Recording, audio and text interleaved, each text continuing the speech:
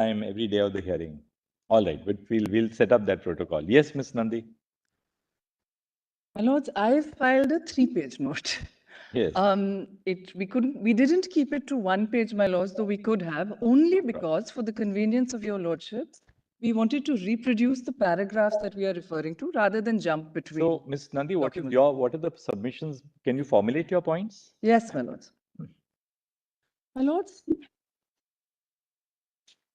I seek a declaration that includes my rights as queer, non-heterosexual, and same-sex people to marry under the secular legislations, the Special Marriage Act, the Foreign Marriage Act, and provisions for OCI card holders only under the Citizenship Act.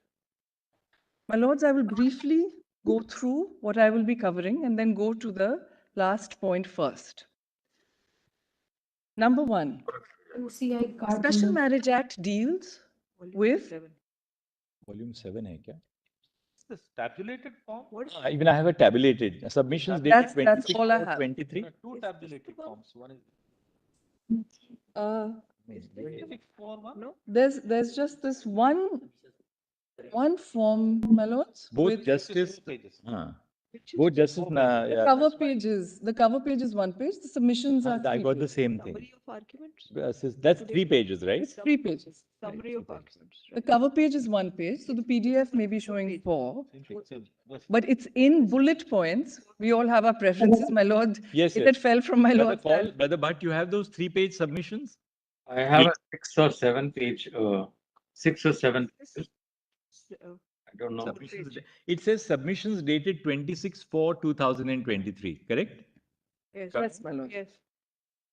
The 12-page and It will be in compilation 1, volume 7, my lord Justice Bhatt. Yes, volume 7. My lord Justice Call has it. I have it. Ravi, do you Yes, have it? Brother Bhatt, do you have it? I don't know whether I have volume 7. It was. You know, it says submissions dated 26/4/23, 2023. ये renumber किसने किया है actually? It's a table, my lords. Yes, No. It's a table with bullet points. 217 KB. Why don't you email it to Justice Bhatt? Brother Bhatt, yeah, the court Really, will just email it to you. Where is it? Is it in liquid text? Now you've given.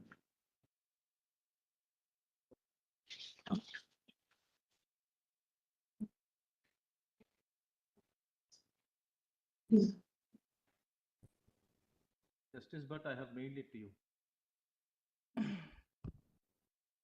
Okay. Yeah. Yes, I have. Got it? Okay. Yes, yes. Grateful, my lords. All right. So, my lords, I am seeking a declaration that includes my rights as queer, non-heterosexual, and same-sex people to marry under the secular legislations, the Special Marriage Act, the Foreign Marriage Act, and provisions for OCI card holders under the Citizenship Act that constitute a self-contained part to grant entitlements based on registration, recognition of foreign marriages. My lords, I will briefly describe the first 2 sets of points and then deal with the third first, because nobody has Now dealt let's with see the the third summary of submissions. yet. I beg your pardon, my lord? Let's go through the summary of submissions now. Yes, my lords. First, my lords, under the Special Marriage Act, it has been submitted that 99.9% of people fall in the gender binary and are men or women, whether they are queer or trans or straight. My lords, we adopt the other arguments of Dr. Singhvi, but my lords, on this point, we differ. The 2011 census itself showed that there are at least 4.8 million, and this is a huge underestimate, my lords, of trans people in this country. Many of them, my lords, are in this courtroom, and I mention this because of the way that they have been demonized in the public. Ms. Muskan Tibrewala, who has rendered excellent assistance, is one such person who is going through a coming out space and has given this permission to Your me. first point is you have referred to section 3 and section 2K Yes, my lords. The 3 speaks of non-discrimination against non-binary persons. That's fair enough. Yes. Then the next point which you were saying, that is, just explain that. You say that Rule 5 of the transgender rules already recognizes marriage of trans persons. What is can you read out the rule for My a lords, second? there are the rule. Is a rule in that book? Can I have the rule? Sure, I see. Rule is in the The book. rule- Can I have rule 5? Yes, it is. Rule is there. These are- Where is it? It's not 3 pages. No. Yes, here it is. Rule 5, right? Yes, my lords. My lords, rule 5 refers to the application for certificate of identity. Do my lords have it? Yes, we do. No, but Rule 5 is issue of certificate of identity, right?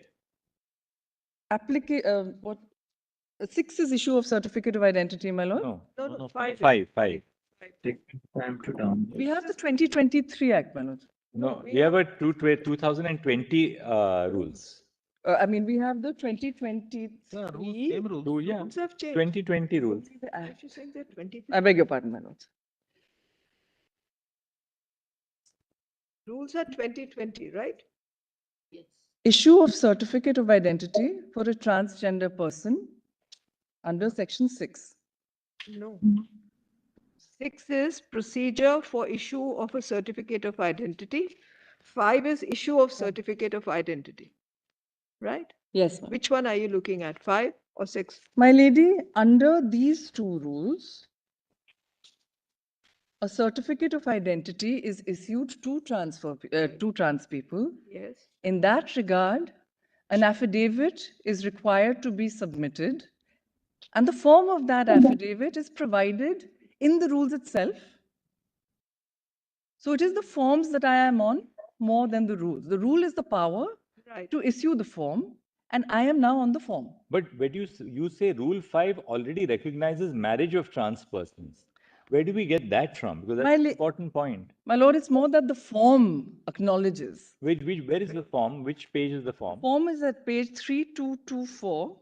No, it's here also in the It's your my form number. Justice, in page 17 of this act, if you Or have the it, form is at Actually, two. Form Justice, 5. I think let us focus on page 17 of the Act. I yes. beg your pardon? Oh. I'm sorry, my lord Justice. I can't see the judge. You have the enactment, so you can see the Act. Page 17 contains the form. Yes, that's what it is. Form 1. Right. Yes, form 1. 2D, 3.1 and 6.1. So we suppose this is the form you are relying upon to say that The next it page, my recognizes lords, the is form 2. I have page 19. I have the 2023 Act. That's fine.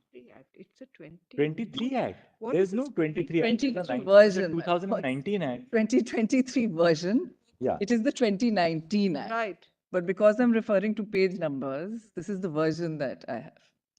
Form 2. Form 2. Form 2, do my lords have it? It says, We do. the form of affidavit to be submitted by a person applying for certificate of identity for transgender persons under Rule 4 of the Transgender Persons Protections Act Rules 2020, read with Section 6 of the Transgender Persons Most Protection of important thing is Rights I Act. perceive myself as a transgender person whose gender does not match with the gender assigned at birth. Yes, my lords. I declare myself as transgender. Right. But the top part says, I, so-and-so, son/daughter/ward/spouse of.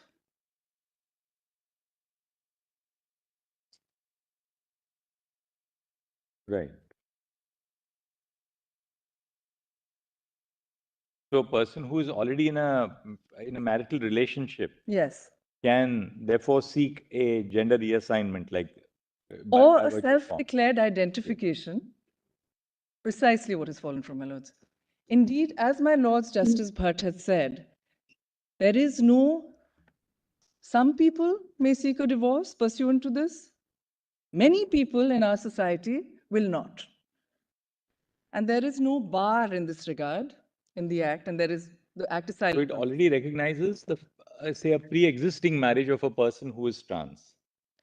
My lords, the pre-existing marriage, but also the subsisting marriage. Because when Right, they right. transition and after they transition, it continues to subsist. Correct. There is no bar in law.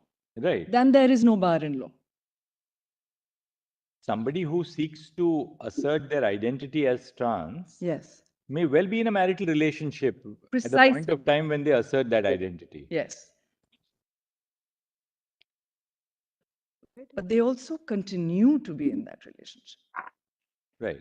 And that relationship under law is not dissolved or annulled or taken away from them. Yes. The law accommodates it because these are not grounds for nullity or divorce by the other spouse, because there are possibilities, various myriad possibilities that there could be children, there are dependent families. So there's general acceptance. If somebody has a problem, they will seek out in individual cases whatever needs to be done. I'm grateful, my lords. That's exactly our point. My lords, there is another mention of this in Form 6.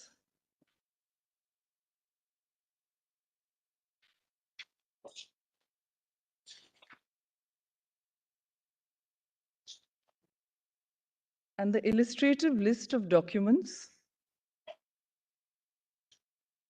on the next page includes a marriage certificate at item 12.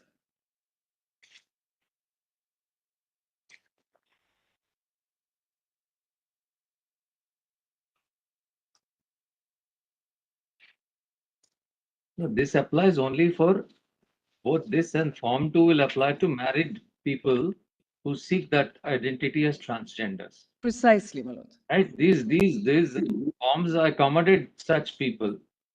Yes, my lord. The rule makers have contemplated situations where people seek this gender role, or rather regender themselves, if one could use that expression. Yes, my To lord. this extent, they recognize and acknowledge that there could be pre-existing marriages. Yes, my lord. Mr. Nandi, is it your case that because the rules recognize the concept of a pre-existing marriage in such a scenario, that itself amounts to a permission to have a marriage after such change? Is that what you are seeking to? So, see, there's a pre-existing relationship which will continue. As Justice Bhatt said, it may not dissolve because there may be many ramifications which may arise from such declaring the marriage a nullity or something. So it accommodates that viewpoint. But does that imply that after change, if suppose you are unmarried and there is a change, you can marry? Is that what you are trying to say? No, that would be my set of arguments that I have made in my larger written submissions, my lords, on constitutionality and harmonization. But my lords, that is precisely right. What I am saying right at this point is that the state already recognizes through delegated legislation and the forms that have been issued under that delegated legislation, some trans marriages, and that some at the moment is restricted to marriages that were pre-existing prior to my declaration of identity Be clear or that transition ma- biologically. the marriage recognition is Yes, between Amit. the marriage was solemnized at a time when both parties were not trans. Neither of them were trans. True. But it subsists because Let- there is no bar in law as had fallen from my lords. Let me complete. Perhaps there is no ground for divorce in marriage laws. Therefore, there is a recognition of the fact that once somebody finds himself in this situation, we will not disturb it. Because once you start disturbing, there could be other consequence. So you recognize that situation. Yes, That my is lord. one thing to accommodate in the form of rules or even forms. No, we are not talking about rules. We are looking at forms. Yes, my lord. If we are to transform that into substantive provision and work backwards, as it were, there should be some statutory support for that. Yes, my lords. Because unless you state that, for instance, Section 3 or whichever provision says there shall be no discrimination, and then goes on to say in what aspects, like you have You in can Section still continue 47 to be of married. Disabilities Act. So Yes, what ma'am. are the rights and what are the obligations, what rights of these persons who claim these identities, and what are the obligations of society? The legal obligations are also spelled out. So if your argument is built around these forms, then you'll have to go further. My lords, the argument is precisely the way that had fallen from my lords, Justice Bhatt. We have said, for example, that it has been said in this court, during these proceedings, that trans and non-binary people are elite, that small portion, etc. My lords, the Miss, first point just addresses that. The second point is on the non-discrimination, my lords. You know, give this me elite argument you can just keep aside because we are now going into the core constitutional issues and core statutory issues. Yes, my lords. So, elite is a matter of prejudice. I mean, but it has no bearing on how we decide the matter. I'm grateful. Let's place Actually, that aside. these Just two one forms mark, which you showed us, the first form, Form 2, is at the stage when you apply for a gender identity certificate. Yes, my lords. Form 6 is after a gender as reassignment takes place. Because if you see Rule 7.4, With the ID. Form Yes. Form 6 is to be read with Rule 7.4 because that's that's in the title of Form 6. And 7.4 says the district magistrate, while issuing the certificate of identity for change of gender, shall simultaneously issue an identity card in Form 6 to the applicant. Yes, my lords. And that form in item 12 refers to marriage certificate. So these two forms seem to indicate that both when a person applies for a gender certificate in Form 2 and the issuance of a reassignment in certificate in Form 6, they do contemplate that somebody could be a party to a valid marriage because or an subsisting marriage. The Precisely. position as it existed at the time of the grant of the certificate is what is contemplated, without anything more. But also, as my lord, the Chief Justice had pointed out, that after the gender reassignment surgery is done, the situation is different. Correct. This is And then, No, but Ms. Nandi, if you see the Act also, yes, my lady. Section Yes, it is. 5, 6, they refer to application for certificate of identity. They refer to issuance of certificate.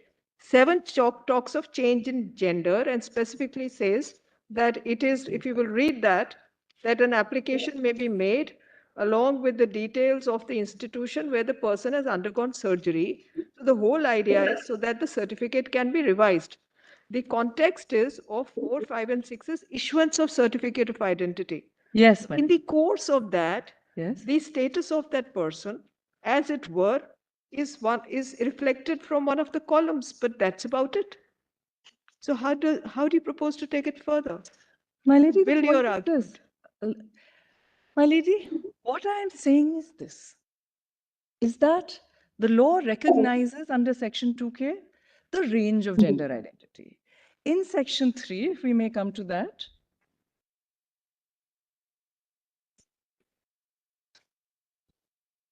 (3)(e) specifically,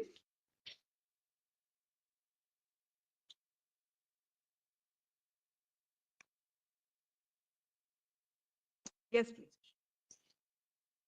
prohibition against discrimination, 3E says the denial or discontinuation of or unfair treatment with regard to access to or provision or enjoyment or use of any goods, accommodation, service, facility, benefit, privilege, or opportunity dedicated to the use of general public or customarily available to the general public.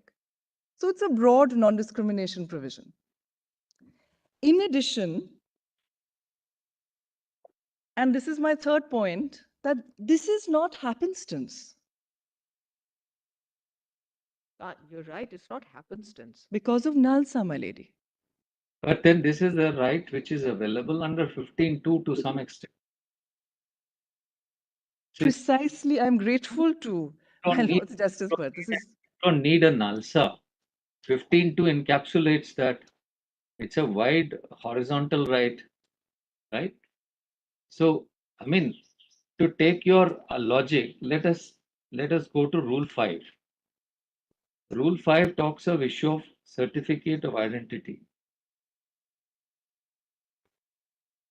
Right? It says the certificate, number 3, sub-rule 3, certificate of identity issued under sub-rule 1 shall be the basis of change of gender as well as the name and photograph if so necessitated in all such official documents as provided in Annexure 1. Now, what is Annexure 1? We don't have that in this. Annexure 1 is perhaps what is at page 23. It refers to Annexure 1, brother. Card issue date, signature of Annexure 1 is there. Annexure Same 1 thing, is the page. illustrative list of official documents referred to in the name of the official document. It's titled Annexure 1, as my lady has pointed out, above the table. Page Part of 23. Form 6. It is Annexure 1. No, it's not. It's a part of Annexure 1. Annexure 1 is not part of No. Form 6, it's an independent annexure. And this is something relatable to Rule 5. Yes. So, just to take the thought further, Ms. Nandi, not Yes, everyone Manoj. has a marriage certificate. Not everyone has a marriage certificate. Yes, my lords. You agree? Yes, my lords. Not everybody has a marriage certificate. Some transgender marriages continue to subsist. No, I'm not talking of that. I'm talking generally. Yes, my lords. Matrimonial, Yes, not everyone has a marriage certificate. because marriage certificate is a civil kind of form which is not mandated by any personal law. There is no compulsion except maybe in some states. Absolutely. Certificate. The only Absolutely. certificate which is mandated is under the Special Marriage Act, because that is the only form of marriage between those two classes of persons who belong to different communities, right? So a marriage certificate itself might pose a problem for anyone. Yes, my lords. Yes. My lords, I am only pointing out the current situation and Yes. pointing out that currently that there are some transgender marriages that at the point of transition are recognized to subsist. There are other transgender marriages that are not. Either they do not have the marriage certificate, or they cannot marry the person they love only because of the timing. That is my point, my lords. See, that point is, I mean, you have made your point, but the point, there is a distinction, which is that those who are married as not transsexuals, as heterosexual couples, a heteronormative based marriage, so to say, later turns out to be one where one recognizes her gender not as a female or male, but as a transgender person. At that stage, the law enables this much, and it also does not upset the pre-existing. Yes, my lords. Exactly. Now your dilemma is the next step, which is Yes. that having recognized the pre-existing relationship, you have not enabled two transgender persons to come together and celebrate their union in Yes. matrimony. That is your dilemma. Yes, my lords. Where you're saying, no, you can't locate that within the enact. Yes. To the We are extent not. that We the are law not. recognizes this, Purpose of but you have to go beyond that, and there you have to fall back on the same arguments which are made by your predecessors. By many counsel before me and by me, but I will not repeat them in the interests of brevity, my lords. But that is precisely, my lords, what our burden is, to discharge the burden of constitutionality as it relates to the argument that goes beyond the forms. And my written submissions, my longer written submissions, which is in compilation 1, address all of those arguments as well, my lords. What is the next point? The next point, my lords, is just to say that this is not happenstance, that the Transgender Act of the Union, not so long ago, only 4 years ago, was enacted pursuant to NALSA. And what NALSA says at para 119, and I've reproduced the part for convenience, that therefore gender identity becomes a very essential component which is required for enjoying civil rights by this community, viz. the right to vote, the right to own property, the right to marry. On workability, my lords,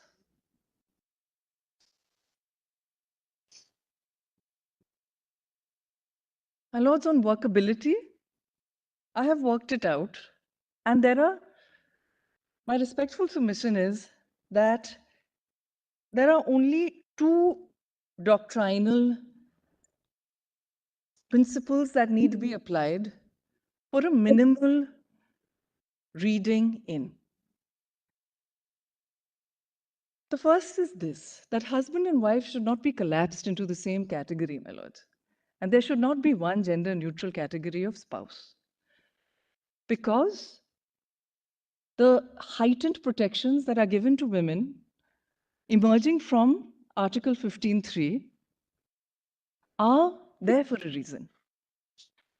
So what we have proposed in this note, but the reason we didn't file it because we would like to hear what the other side has to say. But this is the current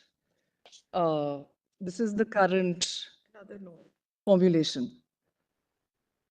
Is that third gender spouse, which is a phrase used in NALSA. It has been critiqued.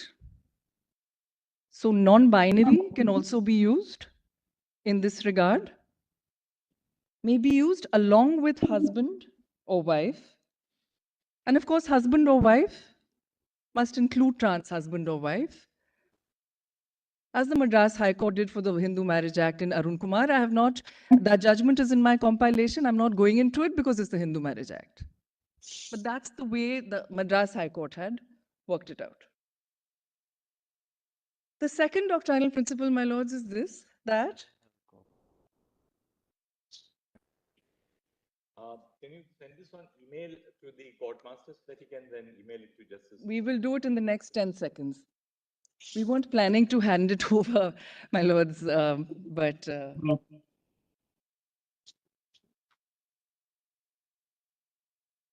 So you are saying, I'm sorry, Ms. Nandi, there was a lag here. I think perhaps Justice Kaul also explained. Yes, my lord. Shall I repeat what I said, my lord? First you said that you do not want a neutral phrase like spouse. You don't want to collapse the gender Basically, enactment because the Brother Bhatt and Justice Kaul, Yes. what Ms. Nandi's tabulated statement which she has given us now, Yes. seeks to interpose the word or third gender person in various provisions of the Act, including Section 2B. So, for instance, in 2B, she says a man or third gender person. Likewise, a woman or third gender person. In Section 4, which deals with conditions relating to solemnization of special marriages, the male has completed the age of 21 years and the female or third gender person, the age of 18 years. Likewise, in Section 12, I so-and-so take B to be my lawful wife or husband or third gender person. So, then spouses instead of husband and wife. In Section 20, in 15, husband or wife or third gender spouse in Section 22. So I think it goes on then. That goes on, exactly. Just to emphasize, my lords, that I used third gender because it comes from NALSA and it has precedent in law. But it has been critiqued by the communities. And so non-binary would serve just as well. Non-binary person or non-binary spouse. Ms. Nandi, so then you comment that the approach of the Madras High Court should be adopted in regard to all this. We understand that. The only question is, where do you perceive the conflict between your position and the position by the predecessor council? Because that is something we have to iron out. Yes, my lords. My lords, the Madras High Court supports this workability note only to the extent that man or woman includes trans man and trans woman.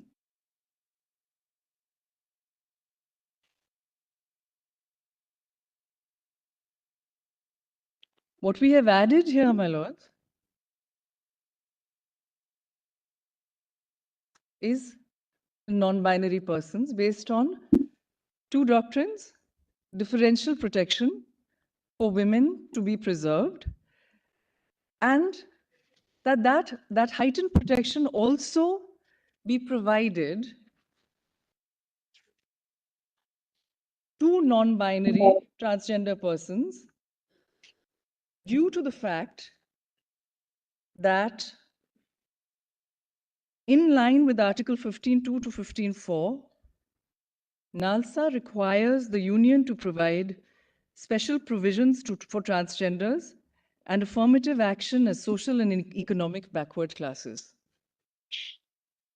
So there is a ground, because of historic discrimination, in para 67 and 68.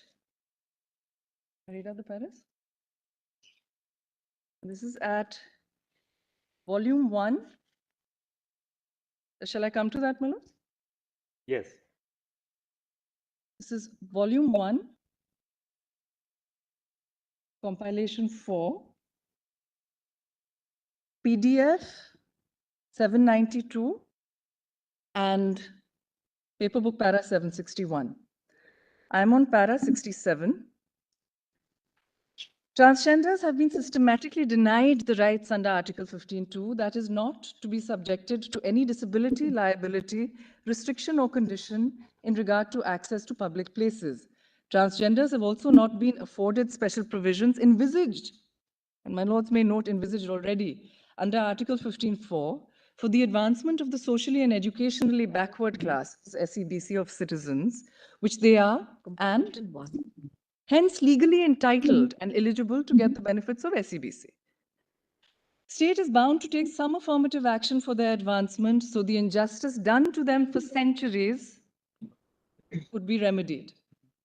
Transgenders are also entitled to enjoy economic, social, cultural, and political rights without discrimination, because forms of discrimination on the ground of gender are violative of fundamental freedoms and human rights.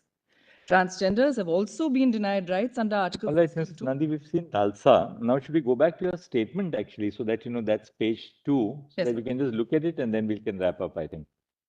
My lords, I have 2 additional points, if I may, and my third point is one that nobody else is raising. Yes. So I'll go through this very fast and then come to my third point. Yes.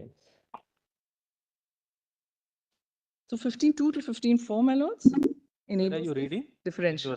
Where are you Which reading in your part of the statement are you on? which page? Which page of your statement? I finished page 1 and I am turning to page 2 to deal with the Foreign Marriage Act. Yes, okay.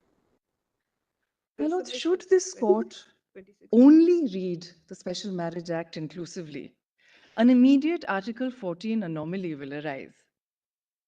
The statement of objects and reasons in the Foreign Marriage Act explicitly and repeatedly states that the FMA is pari materia to the SMA and incorporates provisions of the SMA by reference. So the FMA applies when one party is an Indian citizen and the marriage is solemnized outside India. So for clarity, it doesn't apply to 2 foreigners. However, the same Indian foreign couple may come to India to marry under the Special Marriage Act, because the judgment that I have placed on record, and I've only placed one, it is of 2023 by Justice Pratibha Singh, and she has detailed the other case law that also says the same thing. And it holds that even 2 foreigners, male and female, can marry under the Special Marriage Act, because Section 4 uses the term any 2 persons and not citizens. So if the Foreign Marriage Act does not follow the Special Marriage Act in being read in a gender-inclusive manner, same-sex, queer, and transgender couples may marry in India, my lords may scratch out or at a consulate, may marry in India, but if they are already married on foreign soil, they will not be able to have their marriage registered by an Indian marriage officer under the Foreign Marriage Act, Section 17. The reason is that 17 refers back to Section 4.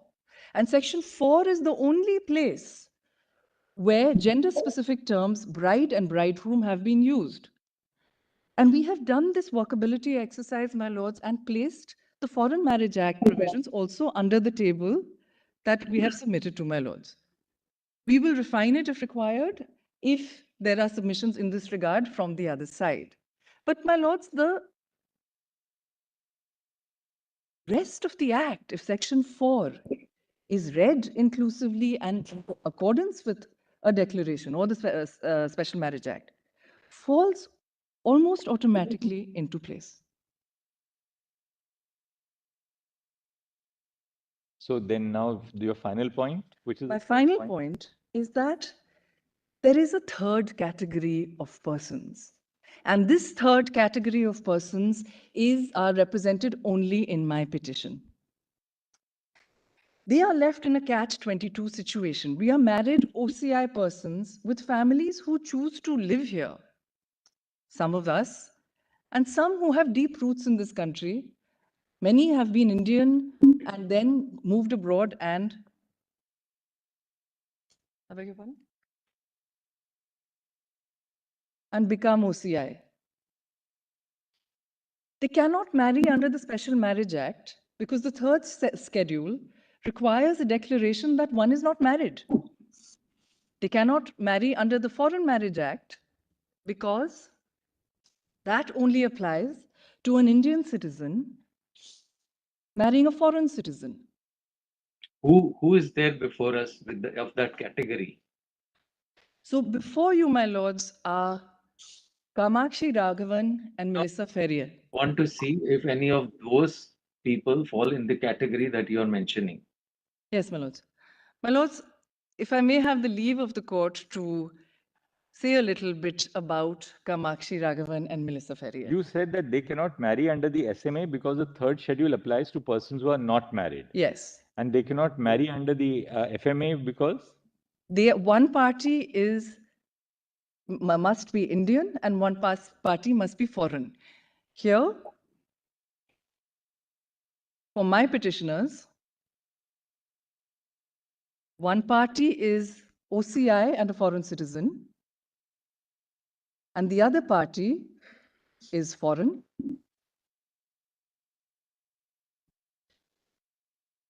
And if I may tell, as had fallen from my Lord Justice Bhatt, just a little about Kamakshi and Melissa. Yes, we can. Can we decide constitutional validity on individual cases? You know, I mean, validity of a provision doesn't become suspect because of, it causes injustice in individual cases.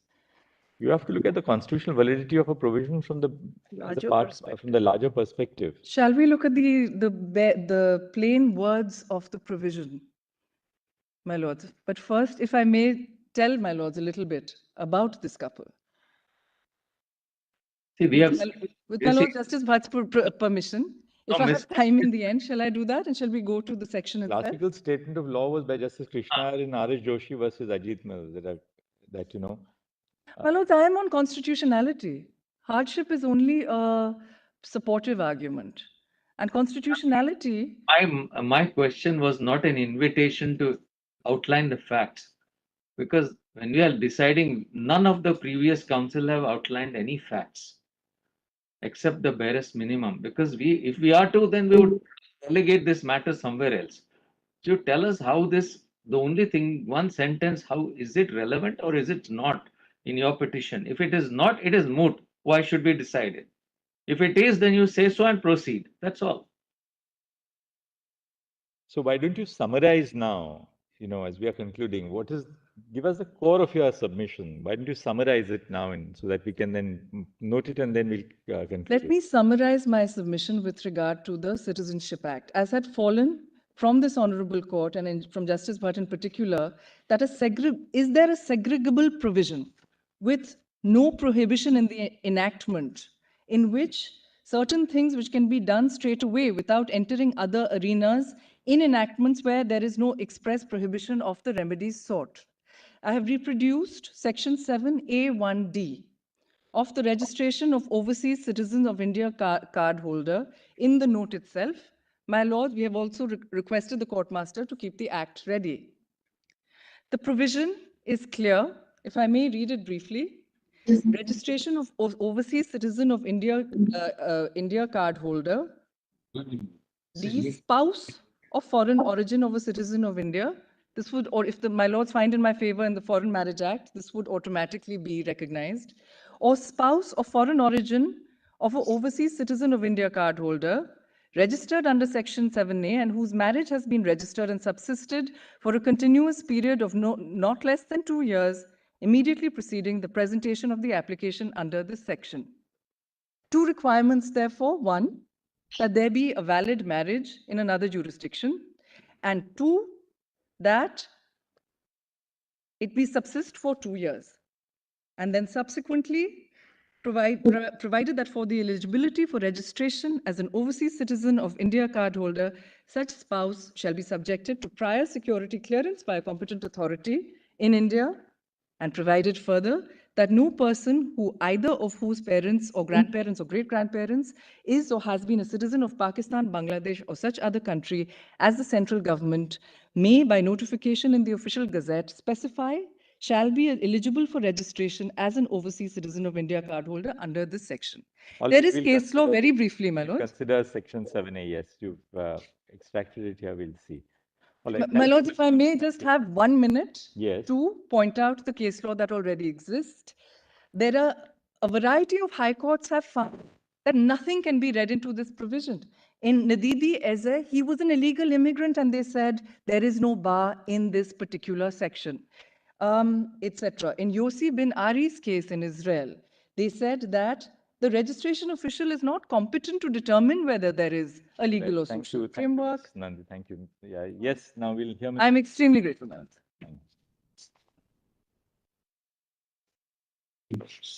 I'll get right to it, my lord. Your lordships had raised certain questions yesterday. My endeavor and my time will be only to address those questions. Whatever points I've raised in my submissions earlier are already there with your lordships. I had also circulated, I should say, an additional note this morning. It's the note dated 26/4/2023 in response to queries raised by this honorable court during the hearing of yesterday's date.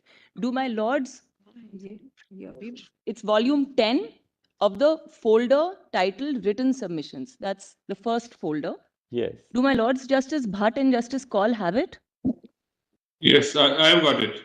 I'm most obliged. I'm most obliged. As I understood the proceedings,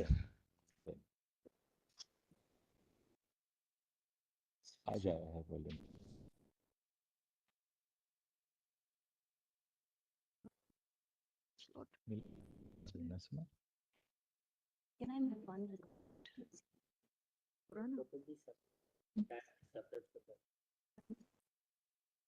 Separate folder. Where is it separate? Don't download it at all. Just check it.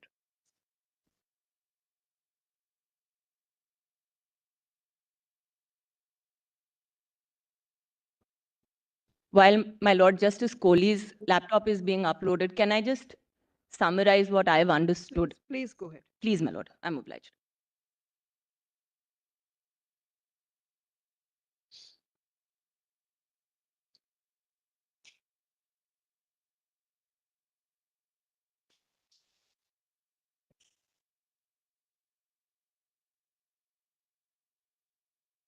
Yes, please.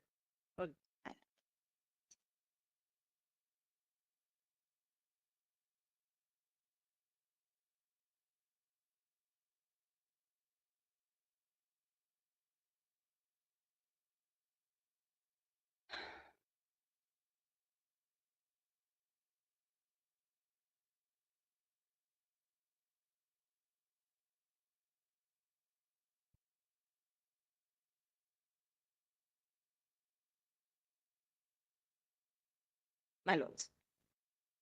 As far as the constitutional issues were concerned, those were clearly set out before my lords, Article 14, 15, 19, 21, etc.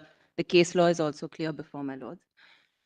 There was then a question of interpretation of the statute. Now, there are various provisions of statutory interpretation in my lordship's arsenal, both the principle of updating construction as to how to read, reading up, reading down, and so on. The question which I understood falls from my lords is how far my lords will go in their interpretation of the statute. At the heart, there are certain provisions of the SMA. So we left out personal law in terms of the Hindu Marriage Act altogether. At the core, there were certain provisions of the SMA, Section 2, Section 4, Section 27, 36, 37, and so on, which were read by my learned friend, Dr. Singhvi. And there, the proposition that broadly has emerged is that my lords can read the words husband and wife, bride, bridegroom, etc., insofar as they occur in this statute, either in a gender neutral manner or by reading in the word spouse. So the general proposition then is that there is an act of reading in, an act of expansion of the statute to include a hitherto excluded class, which both updates the statute in terms of present day reading and understanding of relationships, and secondly, brings it in tune with our current understanding of the Constitution. Now, my lord, the questions which fell from your lordships yesterday pertain to, firstly, Section 21A of the Special Marriage Act, which I've sought to address in this note I've now submitted. And the question that follows is, to what extent do my lords then retain personal law for LGBTQ couples who may marry under this statute, who may be similarly placed to other couples, that is, opposite sex Hindu couples to which Section 21A applies? That is the first question which your lordships raised yesterday and which I believe is troubling your lordships. The second question is a more general question, that when we look at general civil statutes that relate to the rights, what we are so far calling the rights and obligations of marriage, to what extent will those apply to LGBTQ couples who marry under the Special Marriage Act? So we are confined, my lord, to the Special Marriage Act. But the question is, what are the consequences of the interpretation that would follow if your lordships were to decide in favor of the petitioners?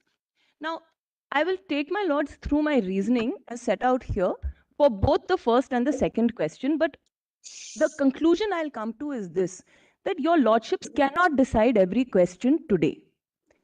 The statutes, whether we talk of gratuity, as my lords did yesterday, pension, there are any number of benefits that and obligations that flow for married couples, or whether we speak of the consequences of 21A, these, my lords, are complex statutes, and LGBTQ couples, as it fell from my Lord Justice call on day one, LGBTQ couples will come to your lordships, and more importantly, in fact, to the courts below, to family courts, to civil courts, and to the high courts, with questions of statutory interpretations as they raise claims and they seek the protection of law in the same manner as opposite sex couples do and have done now, perhaps since the codification began of matrimonial laws starting from the early 1800s onwards. So we are no different in that regard. In fact, if I may say, what we ask for today is the right to not be different, that our differences stand ameliorated by our inclusion under this one statute. So what your lordships have said so far is that the application of the Special Marriage Act would be expanded, and then it would apply to us as it does to all other couples. That, my lord, is my submission, would continue to be the reading for 21A and for other general civil laws. And what I would submit, my lord, is that a declaration, both a positive declaration in the form of mandamus and a negative declaration in the form of prohibition, would go a long way in easing the work of the courts below in the interpretation of the statutes, as they must now commence doing in the work that they will have to come. If my lord will see, I have set out that declaration at the very beginning of the note. It is first, my lord, do my lords have it? In paragraph 3.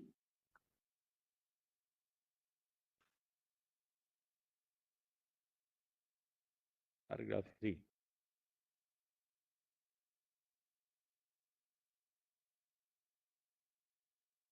Yes.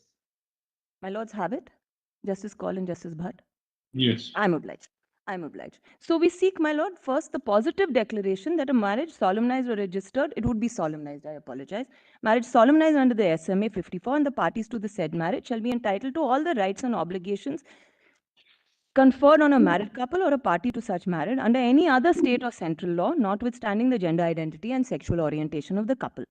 And your lordships would also, I propose, give a negative declaration binding the state that the state nor any authority of the state shall deny rights and obligations conferred on a married couple or such party, and then the formulation is the same under the Special Marriage Act only on the grounds of sexual orientation or gender identity. Yes. With this groundwork in place, my lords, I'll now come to the first question which fell from your lordships yesterday. And my lords, let me say, it is not a light question. It is not a question to be easily decided. It is not a light question for us to consider either, to contemplate. As far as Section 21A is concerned, I would first submit that on a statutory reading, in terms of the application of the principles of statutory interpretation, which your lordships will consider, 21A will apply to same-sex or LGBTQ married couples who marry under the SMA in the same manner and with the same force as it would apply to an opposite-sex couple. Now, for my lord's convenience, I have actually set out the section in the note itself, but we can take it from the statute as your lordships prefer. May I read for your lordship's benefit? It's, my lord, at page 5 of my note. There's a table set out, but otherwise, if my lords have it, I'll just go ahead. Special provision in certain cases. Where the marriage is solemnized under this act of any person who professes the Hindu, Buddhist, Sikh or Jain religion with a person who professes the Hindu, Buddhist, Sikh or Jain religion, section 19 and 21 shall not apply, and so much of section 20 as creates a disability shall also not apply. Now, my lord, let's read the chapter starting from section 19. Section 19, my lords, the marriage solemnized under this act of any member of an undivided Hindu family, an undivided family who professes the Hindu, Buddhist, Sikh or Jaina religions shall be deemed to effect his severance from such family. And let me say, my lords, that the membership of such a family is not something which we take lightly. It is an important part, my lord, of the way in which we see ourselves as members of the family and as society. But, my lord, section 20, subject to the provisions of section 19, any person whose marriage is solemnized under this act shall have the same rights and shall be subject to the same disabilities in regard to the right of succession to any property as a person to whom the Caste Disabilities Removal Act 1850 applies. I'll take my lordship to the Caste Disabilities Removal Act also. Section 21, succession to properties married under properties of persons married under the Act. Notwithstanding any restrictions contained in the Indian Succession Act with respect of its application to members of certain communities, succession to the property of any person whose marriage is solemnized under this Act and to the property of the issue of such marriage shall be regulated by the provisions of the said Act, and for the purposes of this Act shall have effect as if Chapter 3 of Part 5, special rules for Parsi successions for interstate, had been removed therefrom. Now, my lords, what is the overall effect of this chapter? Firstly, upon marriage of a Hindu, Buddhist, Sikh or Jain to a person who, in light of section 21, is not a member of that faith, you are severed from the joint family.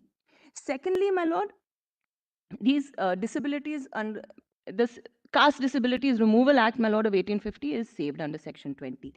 Thirdly, my lords, I am removed from the operation of the Hindu Succession Act if I marry a non-Hindu, and now placed under the Indian Succession Act, as fell from my lords yesterday. But 21A, if we come back to it, it has the effect, firstly, of saying that 19 and 21 will not apply to me if I marry another Hindu. And secondly, it does not apply to non-Hindus, that is, persons of other religions who may marry within their faith. But 19 and 21 apply to those persons. Ms. Kaju, My lord. I think there is one caveat there. My lord. Whereas you are right on the first part, the second part will have to be seen loosely, because you are presupposing that there could be other two same-sex couples from the same religion. My lord. Have a Christian and a Muslim. My lord. Christian and a Parsi, or a Jew and a Muslim, or whatever. So My all lord. limitations are there, My which lord. means to that extent, you will have to look into the provisions of the Succession Act, concerned provisions of the Succession Act to start with, and other personal laws.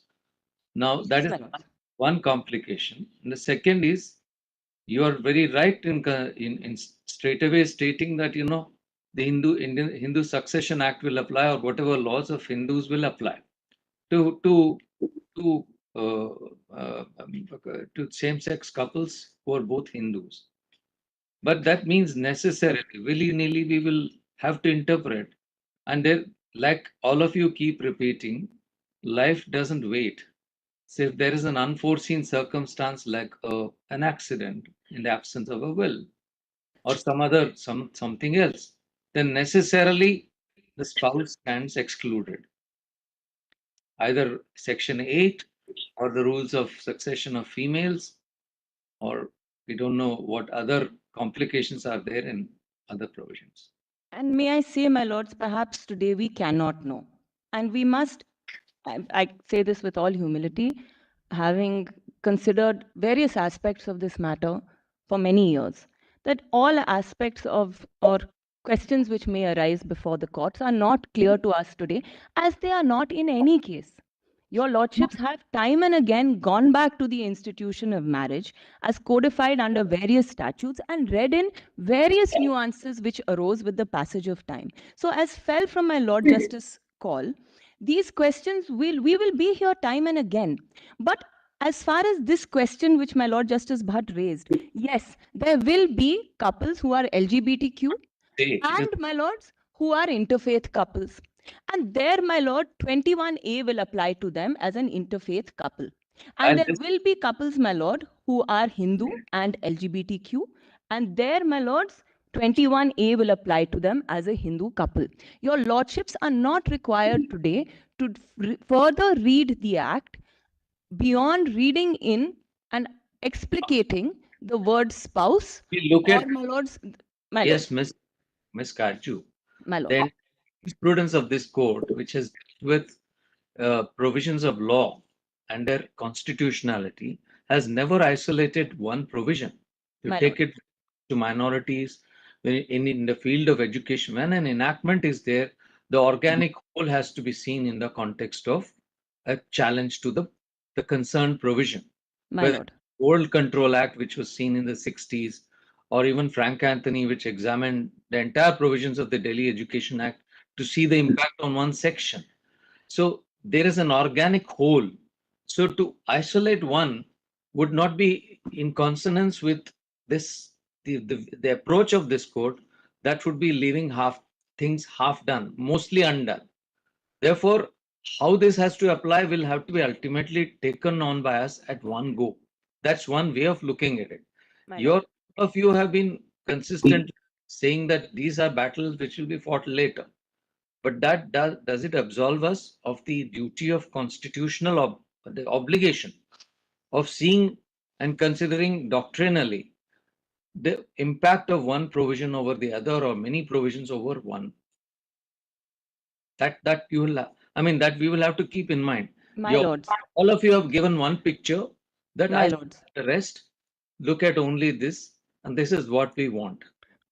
May I submit? Actually articulated the positive and the negative part. So I think it, in a way, summarizes the entire, let's say, project.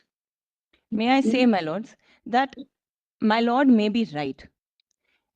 As a matter of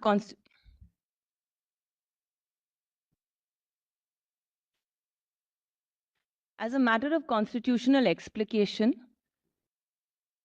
the constitutional underpinnings must be taken through to their logical end.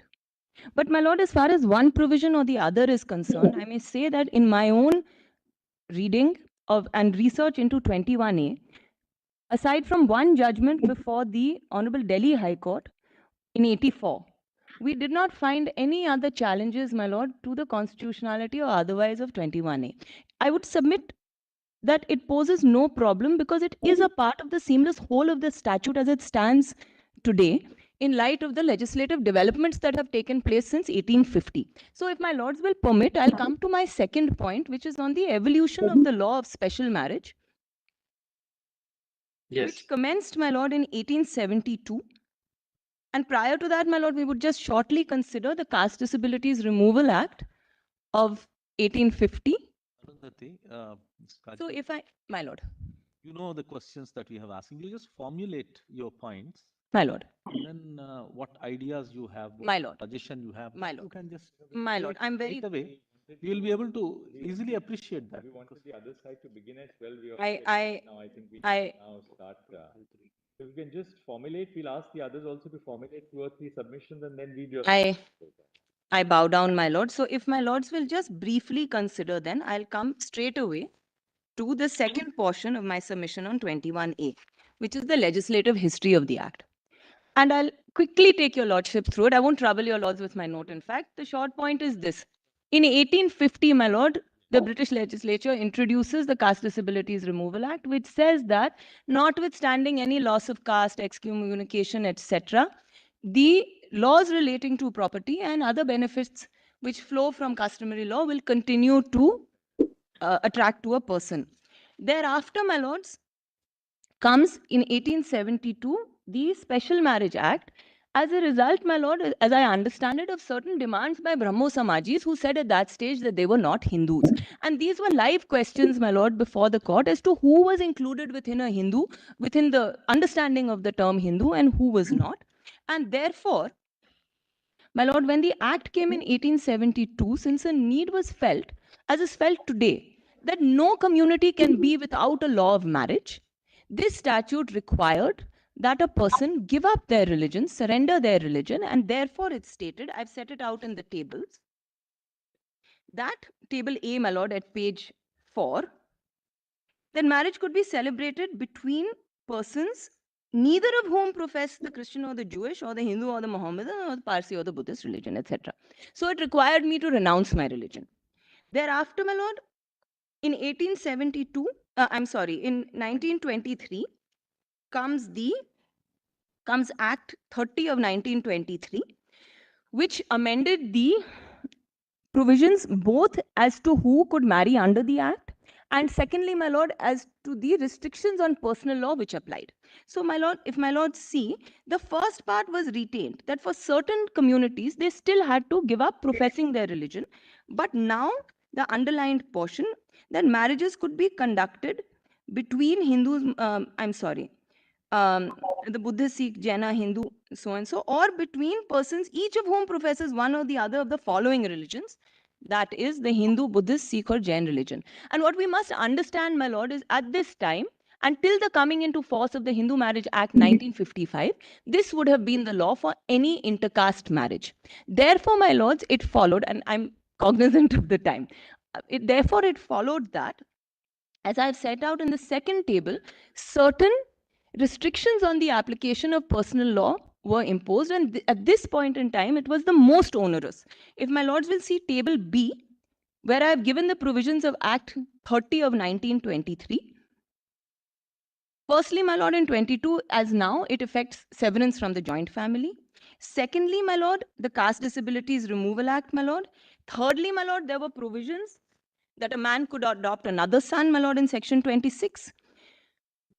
And my lords, under section 25, no person who adopted under this law would have the right of adoption, who married under this law would have the right of adoption. And under section 24, the Indian Succession Act would apply. Next, my lord, came the Special Marriage Act 1954. And this statute, my lord, is also in 54. We are in the middle of the debates about the Hindu Code Bill. And 1955, the Hindu Marriage Act follows. So now, for the first time, there is a unified civil law for the Hindus. There is a unified civil law of marriage for the first time. And under that law, intercaste marriage and intergotra marriage is now permissible. And therefore, the restrictions which are adopted in the application of personal law are modified to those under 1920 and 21, which we have today. In 1976 comes the final Marriage Laws Amendment Act, which brings in the provision of Section 21A, which now exempts those Hindu couples who marry under the statute from the provisions of 19 and 21. What, my lord, does this history tell us?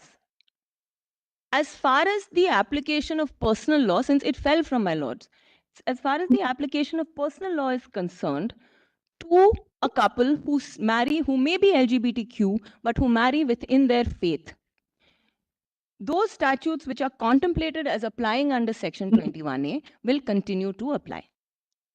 That is my submission. Now, what will be the extent of the application? How will those statutes be read? These will be questions, my lord. Courts may hold, my lord, that we are excluded altogether, that there is no provision for the application. But how will those questions arise? In what circumstances? To which persons? Those are, my lords, questions which, as my lord Justice Bhatt perhaps indicated, will arise on a factual basis with the passage of time in different circumstances. But my submission, my lord, would be this, that per se, in my lord's reading of the Special Marriage Act, Section 21A must continue to apply to Hindu LGBTQ couples. There can be no per se exclusion of Hindu couples who choose to remain within their faith for the matter of who they choose to partner with. In 50 years, I would submit, my lords, this section has not created any major difficulty with respect to its interpretation to opposite sex couples. And my next submission is this: my lords should not presume and pre-anticipate a difficulty which would arise for LGBTQ couples. On the one hand, the union submits that it would play same-sex marriage or LGBTQ marriage would play havoc with personal law. On the other hand, we tell your lordships that we are part of our societies and our communities. Our parents also long for our marriages just as those parents of opposite sex couples. They long to see that day, your lordships. So let us not assume, yes, there are cases, my lords, where a family may oppose a marriage. Those cases exist for opposite sex couples also. And how have your lordships and the union responded? Your lordships have responded by saying, from a series of cases in Lata Singh's onwards, that the state is enjoined to protect such couples. And the union has also risen to the occasion. The police protect such couples, as today they protect us when we approach the courts. And the state also responds by offering, for instance, under the Dr. Ambedkar scheme, under the Ministry of Social Justice and Empowerment, special schemes to promote intercaste marriage. So, my lord, it cannot be presumed, because today we are going through a process of social change, because today we are at the threshold. Neither this court, nor I would humbly submit the state, should presume that there is going to be a certain kind of outcome. They should see their people. It is not only a question of elites, my lord. We receive calls and we hear from young people across this country. From the inception of this case, my lord, I have received calls from people in Hisar, in Surat, in Chhattisgarh. When I asked, which district are you from? They said, which district? We are from Raipur, we are from Rajnandgaon, you name it. Let us not assume any more than we would assume at the outset of embracing any section of our society within the fold of law. Let us welcome them. Let the union welcome us and bless us as it would bless any other married couple, my lords. We seek those blessings. So, my lord, my last submission, therefore, is this, and now I promise I will wrap up, is that when it comes, therefore, after we marry, to the application of laws, the application of laws must be uniform for both same-sex and opposite-sex couples. On the one hand, my lord, there are general civil laws, for example, as fell from my lord the Chief Justice yesterday, of gratuity, pension, inheritance, succession, and so on. And my lords, those laws, the word spouse would be read in, the word husband or wife would be interpreted in a gender-neutral fashion, and my lords, where a person would otherwise nominate their spouse of the opposite gender, today we would be nominated as spouses of the same gender. The other question, my lord, is the question of having children. Now, it fell from my lords, and very rightly, my learned friend, Mr. Vishwanathan, also said that today, perhaps not all couples wish to procreate. Not all couples who marry shall have children, and nor is having children a condition of any law. But my lord, as a couple, as a married couple, having a child is part of the human experience. And it may be something that some also long for. Today, marriage is a gateway for couples to have children as per the legal framework. So under, my lord, the JJ Act, the adoption regulations require that a couple have been married for a certain number of years, that there be a stable marital relationship and so on. This is, my lord, for a couple to adopt. Now, my lord, similarly, under the Surrogacy Act, only married couples may opt for surrogacy with some provisions. And the child who is born of surrogacy is protected under Section 8 in the same way as a child who is born of, let us call it, natural methods or a natural born child. Similarly, my lord, the adoption statutes say that at the moment of adoption, an adopted child, there will be a severance with the biological family, and the adopted child will have all rights and obligations as a biological child does. Now, what is the import of what I'm saying, my lords? There are already couples in this country who have children, LGBTQ couples, and those couples are also before your lordship. In the absence of the recognition of marriage of their parents, what the law does is it renders, just as it renders one partner of the relationship a stranger to the other, it also renders a child a stranger to its parent-in-law. That child has no relationship in law with one of its mothers who may love her equally as a mother in an opposite sex couple, who may do everything from morning to night as a mother does in an opposite sex relationship. But that child, my lord, without the protection of law, without the protection of adoption law, or the provisions of Section 8 of the Surrogacy Act, or similar provisions of the Assisted Reproductive Technologies Act, is rendered a stranger to its parents. That, your lordships have held on numerous occasions, is constitutionally untenable. A child cannot suffer because of the parents belonging to a protected class under Article 15. This is the sum and substance of my submissions, my lord. I'm grateful for a very patient hearing to this side. I'm obliged. Now, Your lord. we now have four remaining counsel, Mr. Raghav Avasthi, Mr. Shivam Singh, Mr. Namit Saxena, and Mr. Manu Srinath. We would request all four of you to now wrap up in 2 minutes or 3 Your Lordship, minutes. Ms. Amritananda Chakravarti. Your Lordship, I'm a petitioner just after Ms. Karju. Yes. Yeah, I'll just take 10 minutes, Your Lordship. Very brief. I've already given my note, my lords. It's volume 8. It's a brief 1.5-page note, Your Lordship. I've set out my written. Got your note. If you can just make maybe 1 or 2 points now. Yes, yes, Your Lordship. What is the...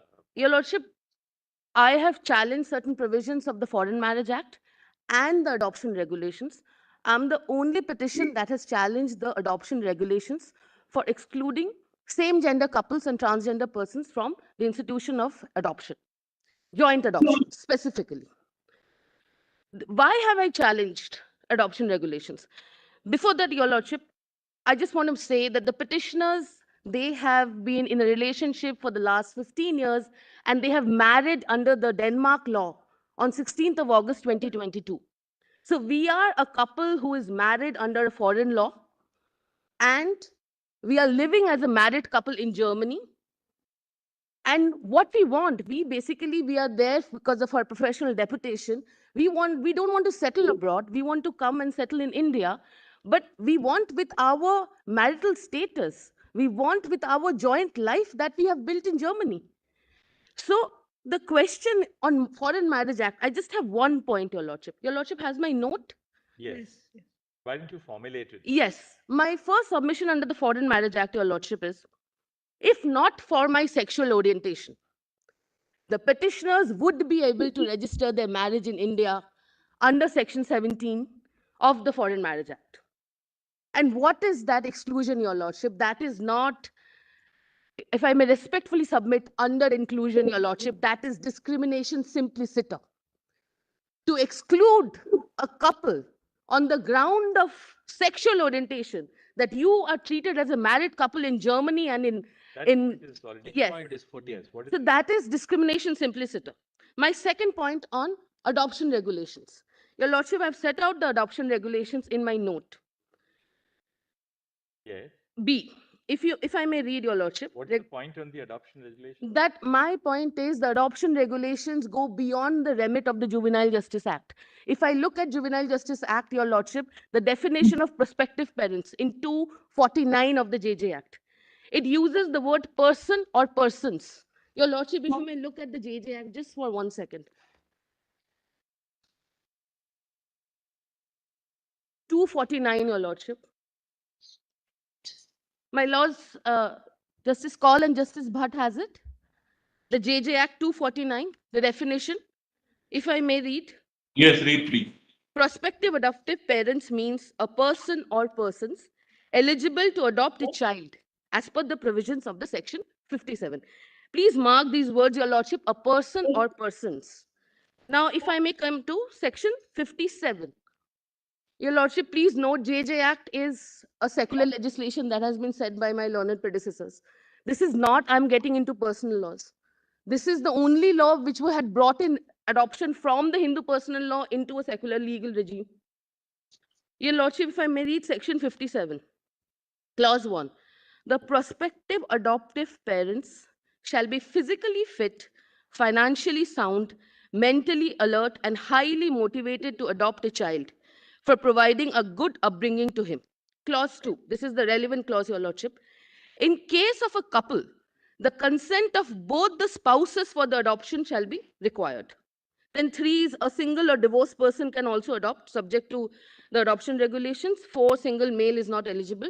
That's not relevant. I am on 57.2. My first submission, Your Lordship. Marital status of a prospective adoptive parent is not a relevant factor to determine the eligibility of adoptive parents, including for joint adoption, which is my Roman 3 in my note. If we look, as we had seen, the definition of prospective adoptive parents, or section 57.2, where is the word married here? If the parliament wanted to restrict joint adoption only to heterosexual married couples, because married is not just married couple. As of today, as we have seen in the last 2 weeks, it is heterosexual married couples. Which couple can marry under the Indian law at present? If the parliament wanted to restrict joint adoption under the JJ Act section 57, it would have used the word married. But it doesn't. It uses the word couple. It uses the word spouses. Yes, it may be said that as per the Indian law, couple and the spouses is a heterosexual married couple.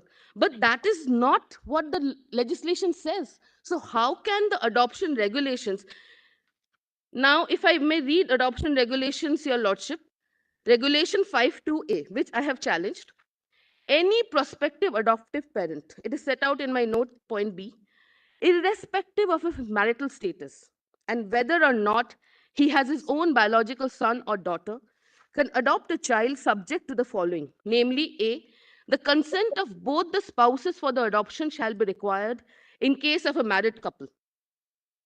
Regulation 5.3, no child shall be given in adoption to a couple unless they have at least 2 years of stable married relationship. Where is this word marriage in the JJ Act, Your Lordship? And even Your Lordship has held, Chief Justice Justice Chandrachud, in X versus Ministry of Health, marriage is not a precondition to the rights of individuals, whether alone or in relation to one another. Your Lordship, I will not take you to the judgment. It is in the common compilation.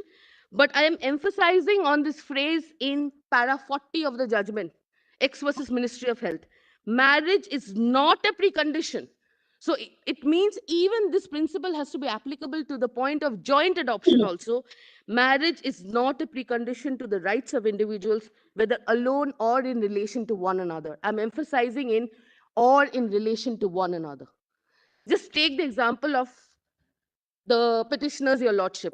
I am a married couple in Denmark. I come to India. My marriage is not recognized. I am dealt as 2 single individuals who are stranger to law.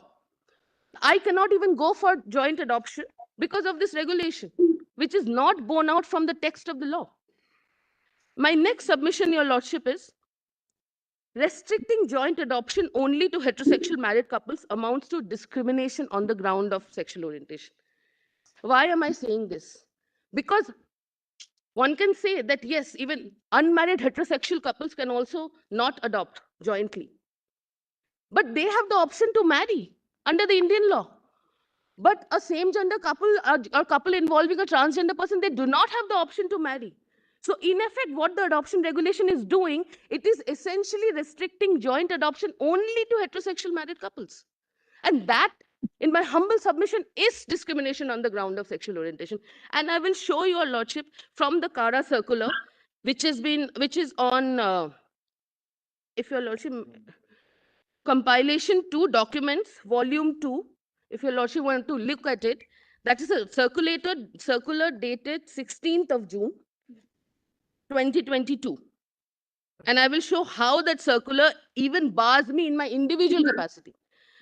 That is in compilation 2 documents, PDF, volume 2, PDF 459, sorry. Your lordship may please look at it. Compilation 2, documents, volume 2, PDF 459. Just one document I want to show your lordship. It's a Kara circular dated 16th of June 2022. And that will show the sheer absurdity. Because it fell from the lordship last week that a lesbian woman can adopt in her single capacity. Okay, you might not be able to adopt in your joint capacity, but you can adopt as a single person. Now I will show. Your lordship has it, the circular? Volume 2 in documents, compilation 2, volume 2, documents, page 459, PDF page 459.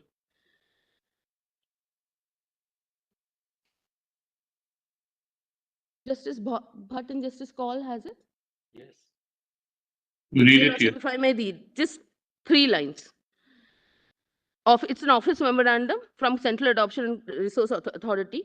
Registration of cases of single PAPs, prospective adoptive parents, that is, having a live-in partner in a long-time relationship and not married regarding. It has been noticed from home study reports that some single PAPs registered with Kara for the adoption process are in relationship with their live-in partner.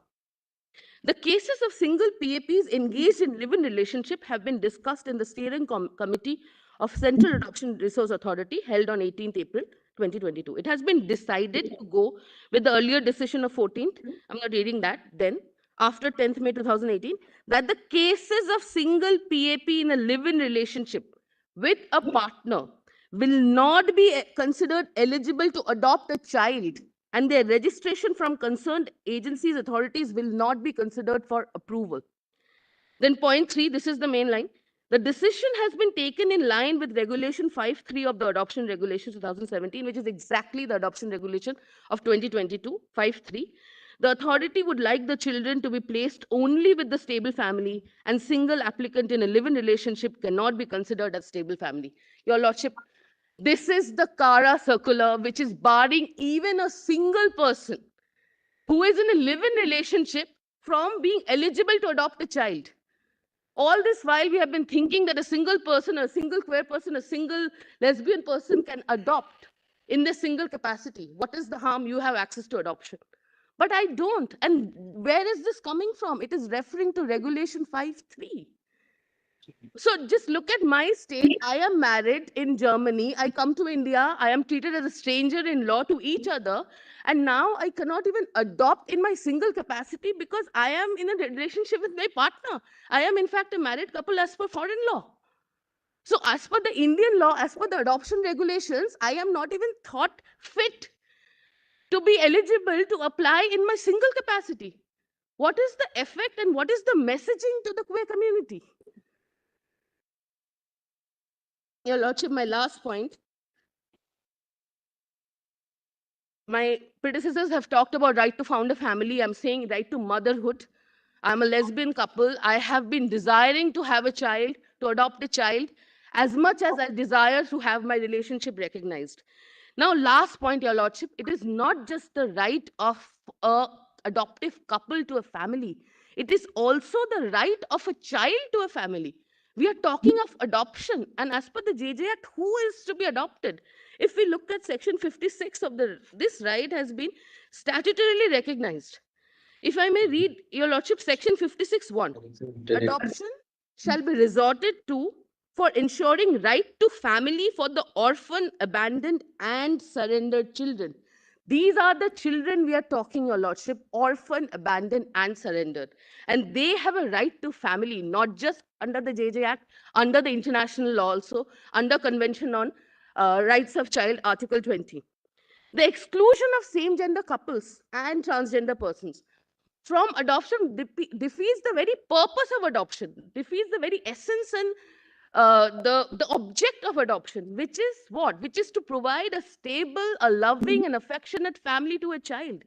Just because I am part of a same gender couple, just because of my sexual orientation, I will be denied this basic right, not just to myself, but even to a child who needs a loving family. And lastly, what Ms. Karju said, Your Lordship, the entire JJ Act, what is the guidance of this JJ Act? It is in the best interest of the child. Is it in the best interest of a child not to have a legal relationship with the second parent? Is this how we are going to advance the object and the purpose of the JJ Act? I rest my case, Your Lordship, with just last point that the petitioners, they are part of a historically oppressed and discriminated minority. Their relationship and their family deserve as much dignity and recognition as it is to be accorded to an opposite sex couple. I'm really grateful, Your Lordship. I'm really grateful. Now, Please, this honorable court, Your Lordship, and your ladyship. Yes. My lord, I'm appearing through video conferencing, and as a matter of fact, I happen to be in Germany, and my marriage was also registered in Denmark.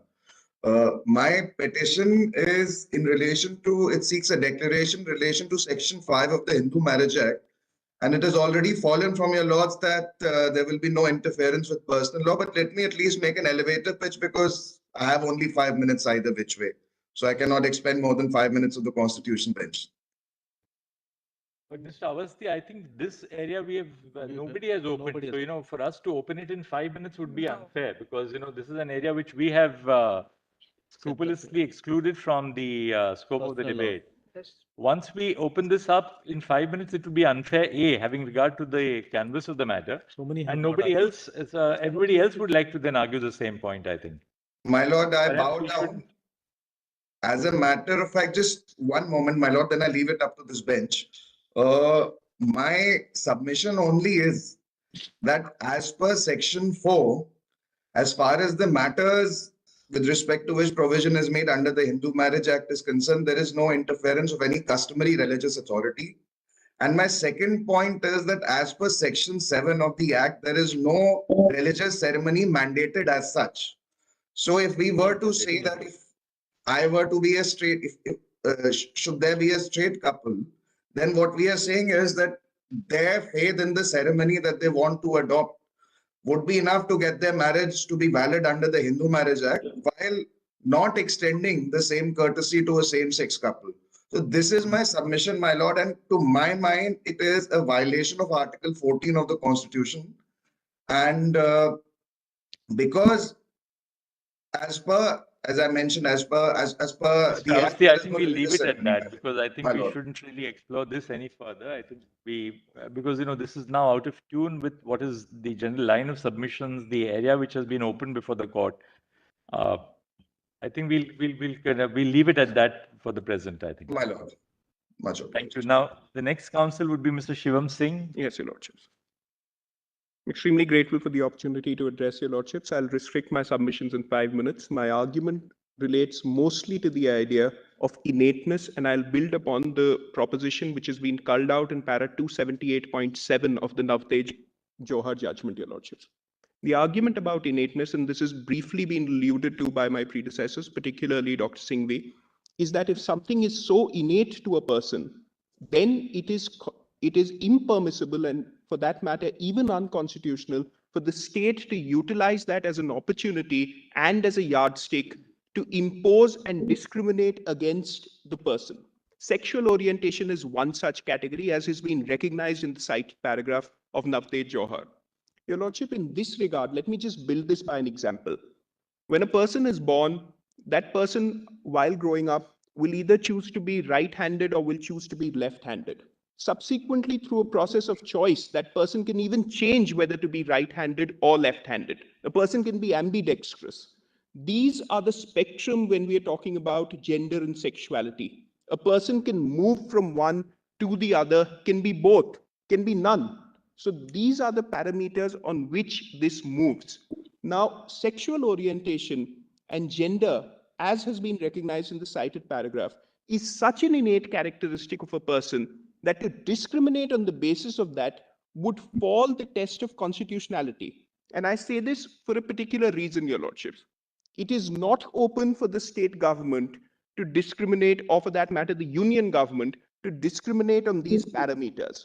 If they were to do so by using a person's sexual orientation against them, something in most cases people have no control over, then without establishing as to what is the harm which is being caused to any other person, it would fall foul on first principles with the social harm, Your Lordships. There is no harm which is being caused to anyone in this regard. From that, what is the submission? Your Lordship, the continuation of this is that the grant and conferral of these positive rights upon the queer community is not a zero-sum game. It is not being granted to the queer community at the expense of anybody else on the other side. The only argument which the union, or for that matter, the state government can present is that this is running contrary to the idea of social morality, of public morality, and that is the basis for them to deny this right and to deny this privilege. In this regard, Your Lordships, let me just build the argument as to why it would be completely impermissible to do it. Their argument about social morality and public morality rests on an amorphous contour which they are yet to define through their counter affidavit. Their counter affidavit, however, proceeds on a slightly hurtful, if I may say so, presumption, which is available in para 36 at page 45 of their counter affidavit, wherein they say that only one form of protection, or only the highest form of protection, is available to marriages of the opposite sex. Merely because that has been the case so far is no reason for the union government today to argue that it must also be the case going forward. They have to demonstrate as to how the conferral of these rights would dilute or snatch away the already vested rights. And Your Lordships, in continuation of this, I would just, as a matter of abundant caution, Your Lordships have already indicated on day 2 that probably this is not an argument to belabor upon. On the concurrent list aspect, this is a part of entry 5, Your Lordships. Previous hearings have indicated that whether hearings have taken place on arbitration entry 13 or IBC entry 9, it is not a case where all state governments must mandatorily first formally be issued notice and then they come. State governments are already here. The union has already invited them. They'll assist Your Lordships. The law which Your Lordships will lay down under 141, one way or the other, whether for us or against us, will be binding upon them in terms of the meaning of Article 144. So it will not be open to them to say that merely because we were not formally impleaded as parties, we will escape the rigors of this law one way or the other. And to conclude, Your Lordships, I'll just make the submission. Your Lordships, it is part of the basic structure that secularism in India has progressed and thrived and endured because it is founded on the concept of Sarv Dharm Sambhav. Your Lordship, through the building blocks of Navtej Johar, Joseph Shine, Babita Punya, and now Supriya Chakravarti, it is time for the concept of Indian marriages to endure by embracing the concept of Sarva Linga Sambhav. I'm extremely grateful for a patient hearing. Thank you, Mr. Shivam. Mr. Namit Saxena. Mr. Saxena is not available. He's not well today. So we have submitted a one-page All right, we'll look Let at that be this. considered. Yes, Mr. Manu Srinath. Well, I have prepared a one-page formulation. If I could just hand over. I will Yes, sure. mail the soft copy. So this is the one. There are 4 major contentions, my lord, which I have taken. I would not repeat these arguments orally. The judgments as well as the paragraphs which I am referring to are mentioned there. The written submissions, my lord, would find it at page number 605 of the compilation 1. Those arguments are dealt with extensively. So I would not repeat these arguments again here orally. My lord may consider my written submissions. The four major the arguments taken, my lord, are that exercise of judicial review would become a duty for this constitutional court and would also become a matter of entitlement for persons when fundamental rights are violated. That it is the court's duty to do an organic construction of ordinary laws of the land as well as that of the constitution. And the exercise of judicial review to achieve social justice should also be there. Finally, my lord, the exercise of judicial review leading to an increase in size of the intended pool of beneficiaries of a statute, my lord, is permissible, and such an exercise will not amount to legislation by courts. I've cited the examples of Geeta Hariharan, D.S. Nakara, my lord, as well as Secretary Mahatma Gandhi Mission, which is 2017 SAC. All right. Thank you. Thank you so much. Brother Call, should we take just a 5-minute break? That will also give the, then we can start with the submissions of the Solicitor General. My lord, there are 3 interveners in the matter. And in my case, my lord, it's a very practical point that I wish to highlight. My case is that of a trans woman who converted to a woman after undergoing sexual reassignment surgery. Now, this is a woman who has all her life lived and dressed like a woman. She's part of the Bollywood industry as well, my lords. After undergoing sex reassignment surgery, she married a male, a biological male, my lords, under Hindu rites and ceremonies. Thereafter, my lords, she has registered her marriage under SMA. All this has happened before the Transgender Persons Act came into force under the strength of NALSA, my lords. There are 3 or 4 litigations which are pending between her and her husband right now, including one litigation under Domestic Violence Act. There is one FIR under 498A 406. There is a suit pending for dissolution of marriage under Section 13 HMA. My lords, there is one submission that I want to make, rather, in fact, 2 very short submissions here, because I believe that the judgment of this Honorable Court may directly have an impact on my ongoing litigations, my lords. My lords, HMA per se does not prohibit these kind of marriages, my lords. It neither renders this kind of marriage void nor voidable. And I'll quickly demonstrate that by reference to Section 5, my lords. If my lords could quickly have that, my lords.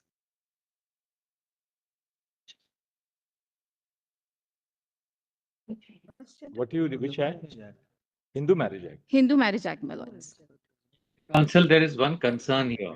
I don't think we'll go into this at all because you've consistently said My lord, I understand, but this is a case of not of same-sex marriage, my lord.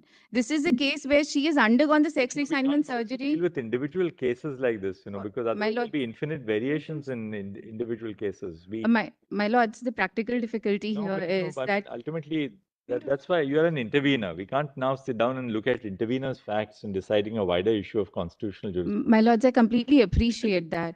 But my lord, just for a moment, if I could point out the contravention of Section 5(1) subclause 3, which is going to be case specific.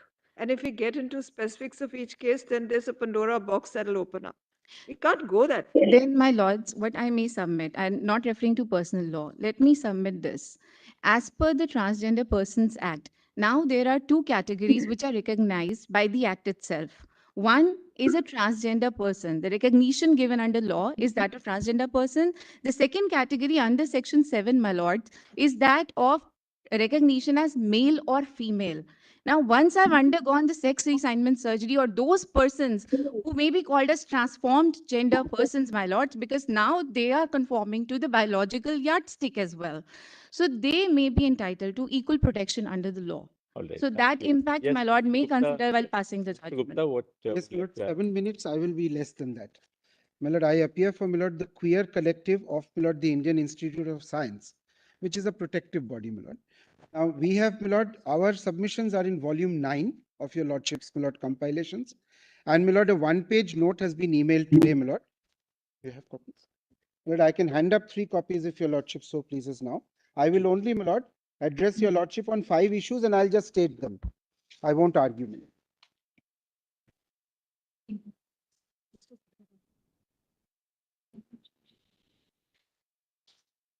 My lord, I have thought about this matter, my lord, on the basis of 2 questions, why and how.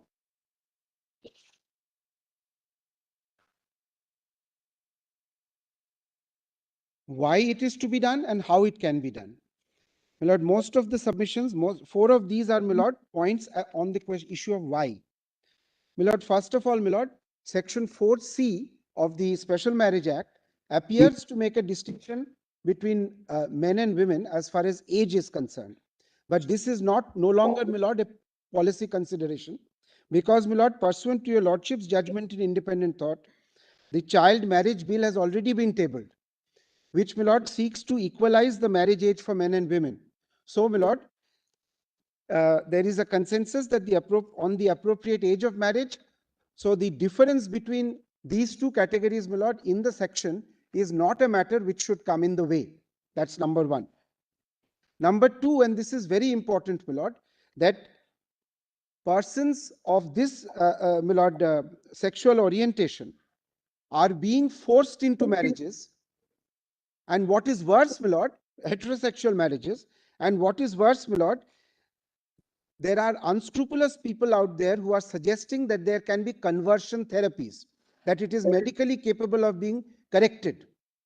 Now, my lord, it has gone to such an extent, my lord, and I have got, my lord, a one-page, my lord, opinion of the Indian Association of Clinical Psychologists, which I am handing up, my lord, where they have said that please do not get into, my lord, this question of conversion therapies. My lord, the point being, my lord, that if they are permitted to marry, they will be protected, my lord, against any forced marriages of the heterosexual nature, and they will not be subjected to any conversion therapies, my lord. So this is, my lord, a reason why. Thirdly, my lord, it is a misconception to say that family values that Indians cherish will be affected. Because, my lord, it is precisely for those so that they may enjoy and practice those family values that they wish to get married. All the values which we cherish as being, my lord, family values are, my lord, going to come into effect if they are permitted to marry, my lord. That's the third thing. The fourth aspect, my lord, is, of course, your lordship has heard it at length, and that is, my lord, that it is discriminatory per se to have a legislation which makes a distinction. Now, on that, my lord, in my note, and I'm not troubling your lordships further, paragraph 20 refers to, my lord, two judgments, one of South Africa and the other is of Canada, which says so, my lord, that if there is a legislation of relating to marriage and that legislation is discriminatory in the sense that it leaves out same-sex marriages, then I'm sorry, my lord, if it leaves out same-sex marriages, then it is discriminatory. Now, my lord, I come to the fifth aspect, my lord, that if the question of why is answered in favor of the petitioners, in that event, my lord, in order to prevent the invalidation of the legislation, my lord, it would be necessary to read it purposively. And, my lord, your lordships have already said that could involve adding, omitting, or substituting words, and that is AFCON's, my lord. My lord, those are my submissions. Thank you, Mr. Gupta. I just need 1 minute. May it please the court, my lord. I think I come next in the order of the sequence that is given to your lordships. If the sequence is being followed. It's to address the Tulsi Raj, Ms. Tulsi Raj. Yes, I am. Yes. Please. Also, Obligation. I've prepared a brief note, my lord. I'll hand over a copy.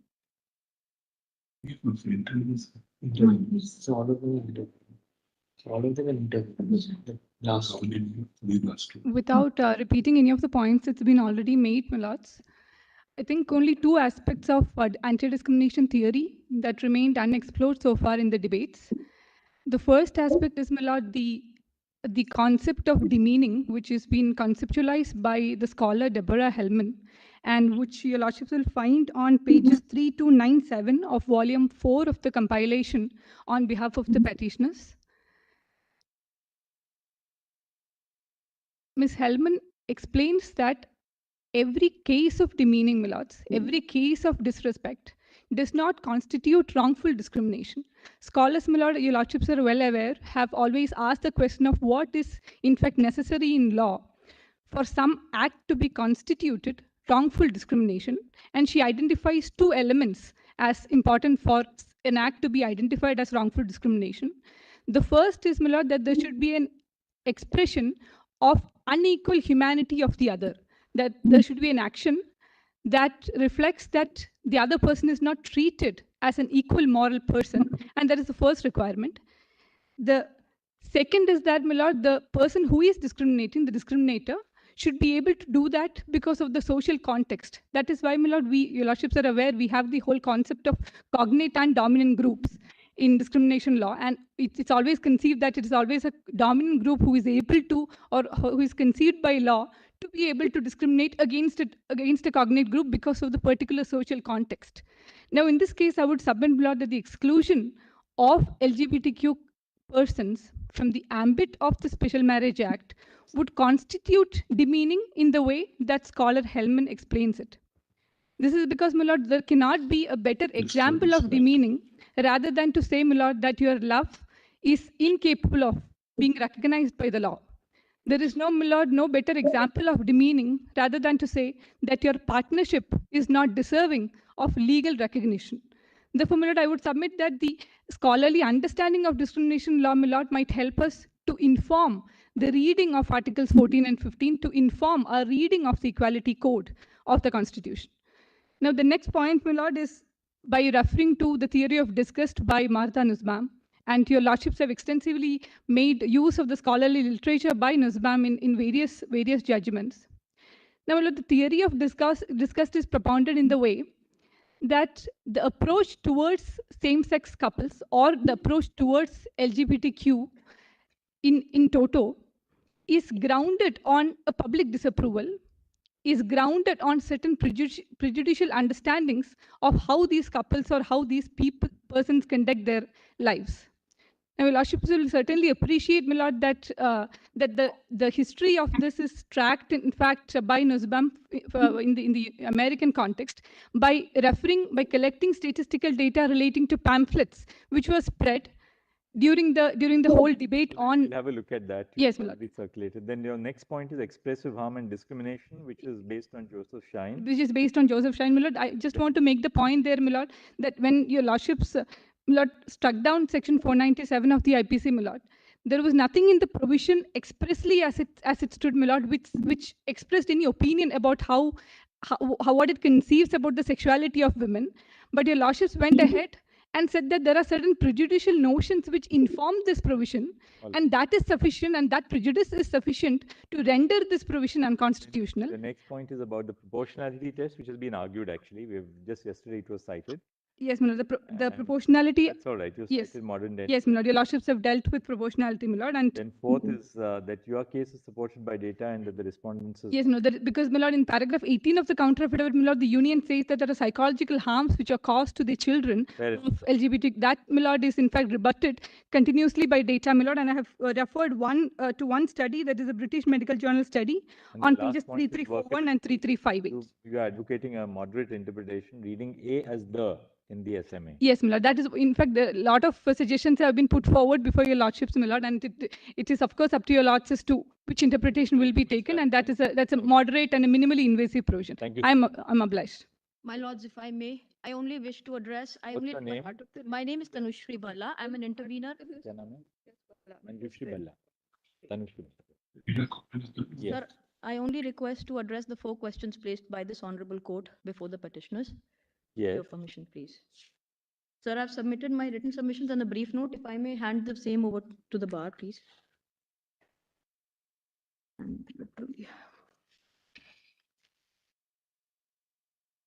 bar, please. So we also look at this. It's being given physically to the. Yes.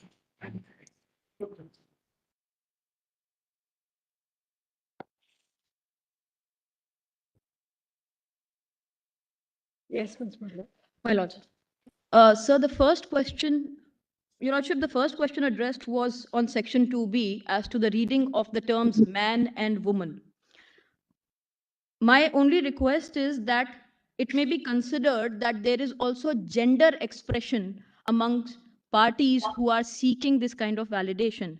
There is gender expression, and then there is also the question of roles that may be assumed by parties to such marriage.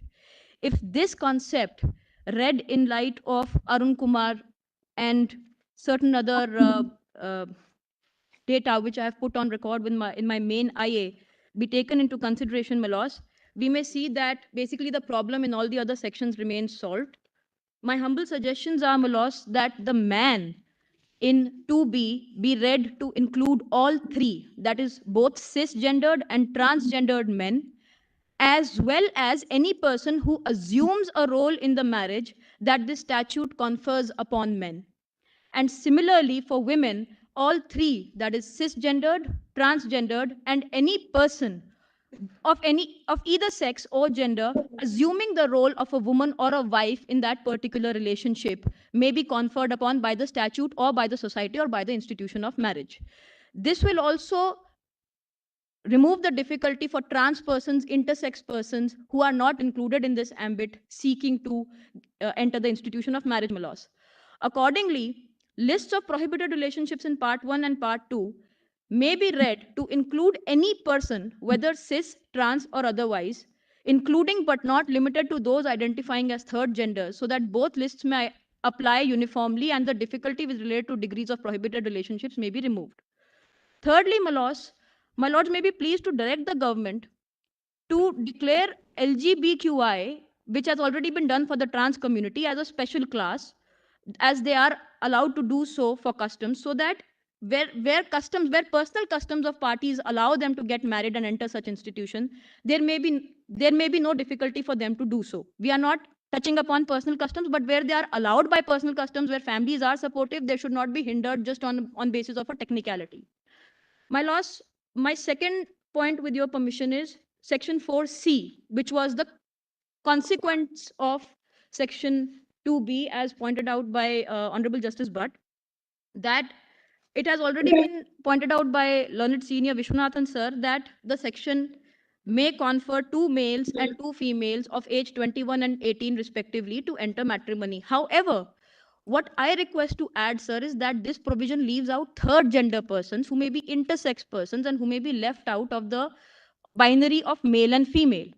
For that, I request, my lords, kindly read an age into the section for third gender persons not conforming to either male, female, or the role of a man or woman based on self-identification, such as intersex persons. So, and also any other affected person on the remaining spectrum may be addressed by this particular reading. And this may also be relied upon section 15D of the Act, laws, where the age is uniform for any parties as 21 seeking to register their marriage within the Act, without leaving any lacuna for external controversy or any external violations.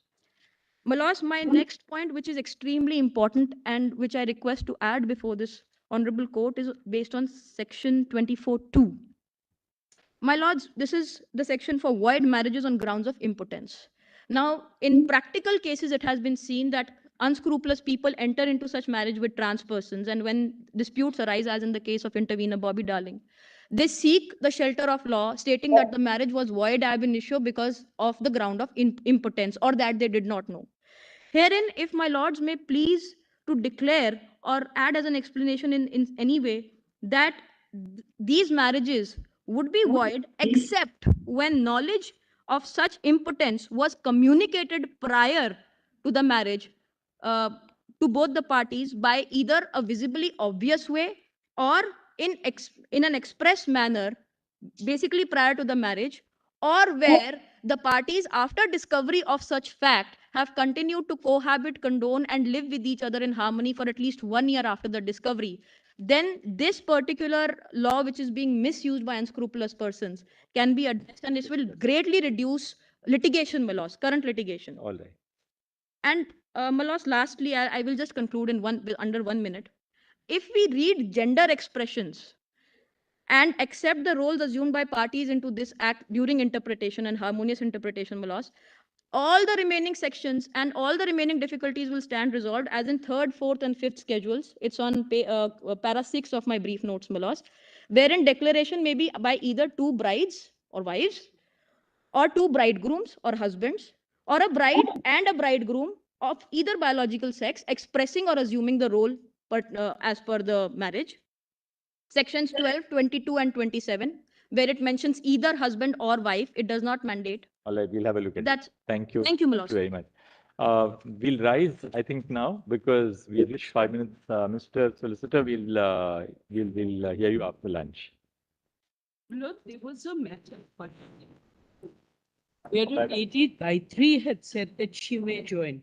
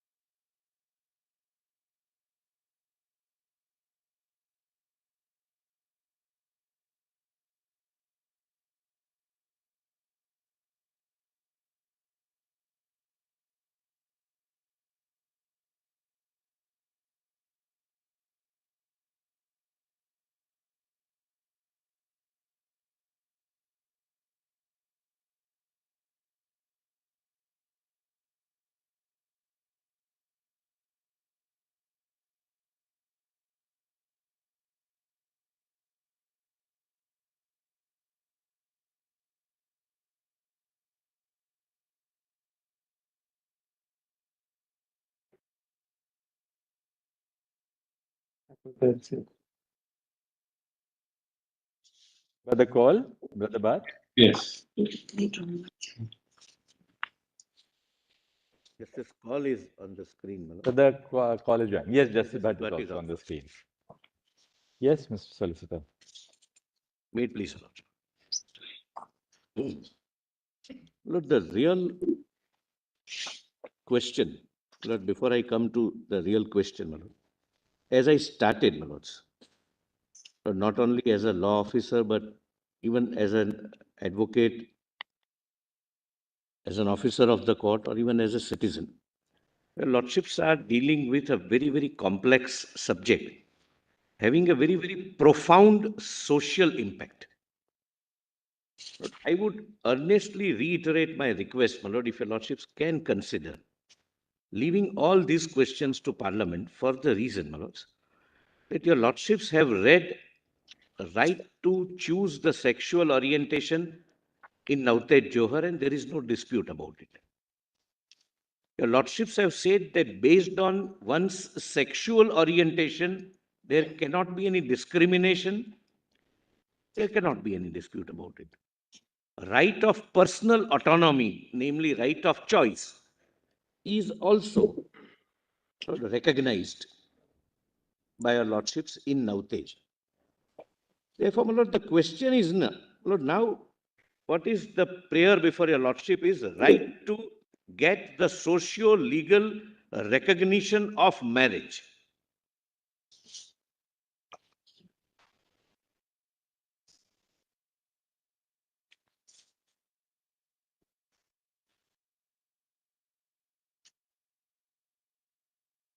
Lord, the question so far argued was what constitute marriage and between whom marriage can be constituted.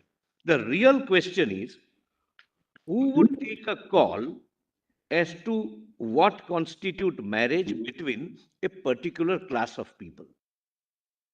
Well, that takes me to my first respectful submission, and my lords were very kind enough to say. What did you say? Who would take the call on? What constitutes marriage and between whom?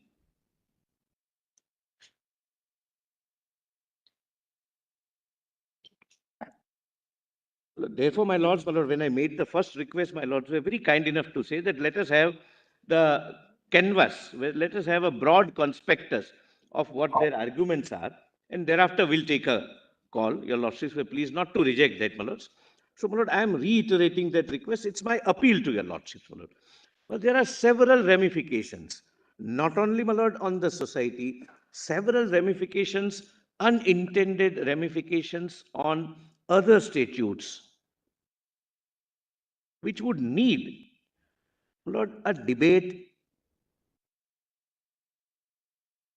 in the society, debate in various state legislatures, debate in civil society groups.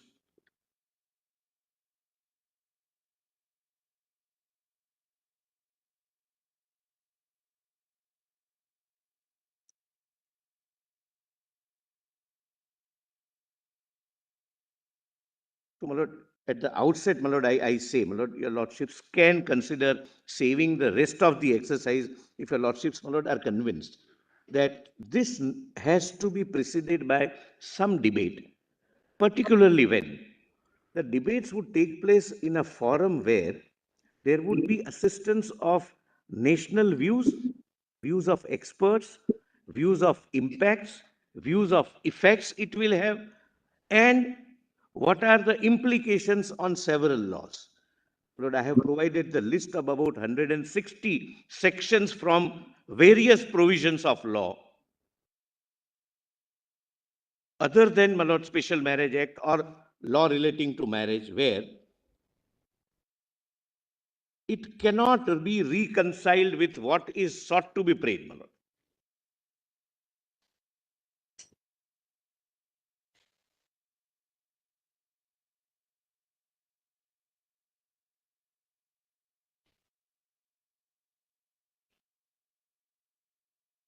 Another thing, my lord. Your lordships have the legislative policy so far. The legislative policy has always been in all the laws, my lord, which your lordships have come across on several occasions, has been to recognize conventional man and conventional woman. I understand difference between gender and sex, sexuality and gender, etc. We are not going into it. But all laws, my lord, whether it is criminal law, civil law, any other law, law giving protection to women, etc., they define the man and woman in the conventional sense. When this question is being debated before your lordships for the first time, I'm posing a question to myself, and my lord, based on that, appealing to your lordships, should it not go first to the parliament or the state legislature?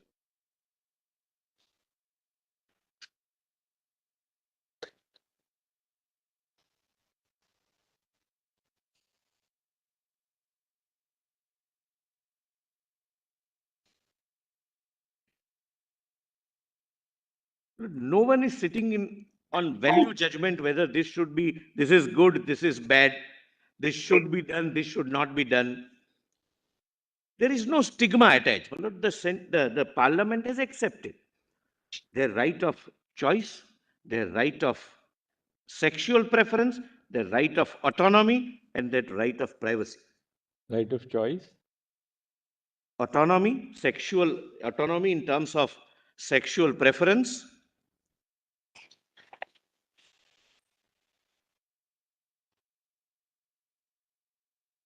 and the privacy, that is right of intimate relationships,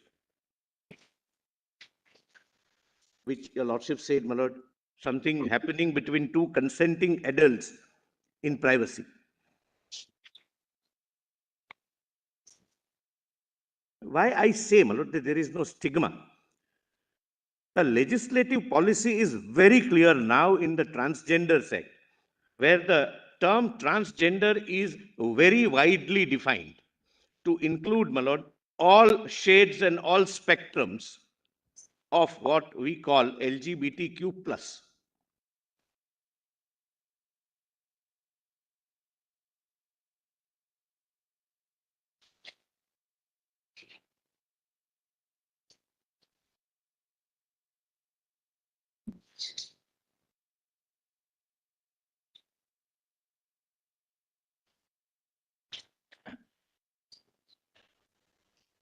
The Transgender Act is the response of the Parliament, my lord, in view of Navtej Johar, my lord, and other judgments, my lord. There are specific provisions where discrimination is prohibited and it's criminalized. I'll take your lordships to the, my lord, scheme and architecture of the Transgender Act.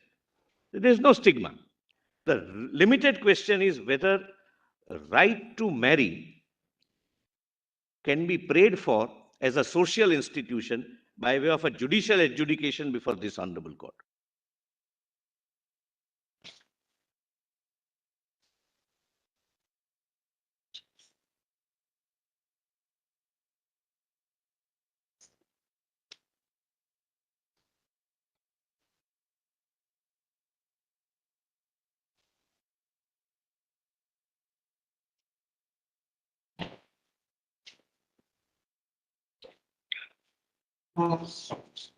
Right to marry does not include right to compel the state to create a new definition of marriage. Parliament can do.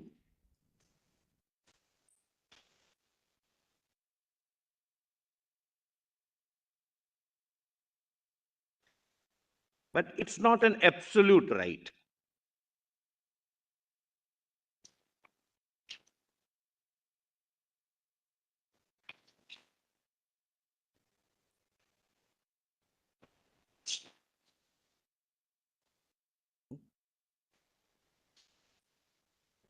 Now, my lord, kindly consider when your lord, therefore, my lord, again at the cost of repetition, my appeal to your lordship is, my lord, that rather than, my lord, taking this matter any further, if your lordships are convinced that this is possibly a subject which may better, my lord, be left to the choice of the parliament, which is the law, my lord. If need be, I'll assist your lordship with that law.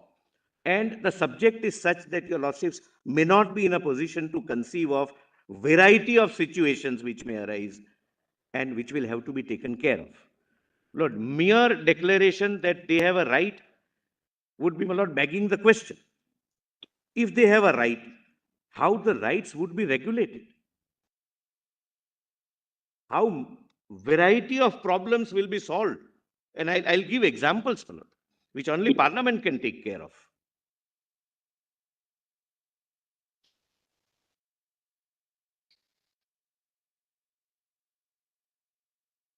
Now, my lord, kindly consider, my lord.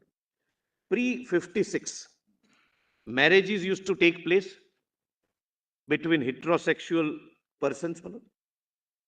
Conventional man, conventional woman. There was no recognition except societal acceptance.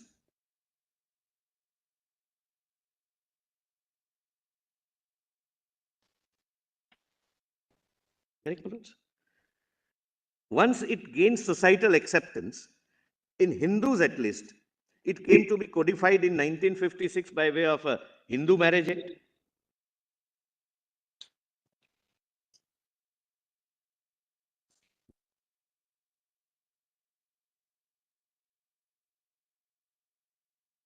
For other religions, by and large, it remains uncodified. Marriage between heterosexual, same religion persons. I am on the concept of marriage, the social status which it gets.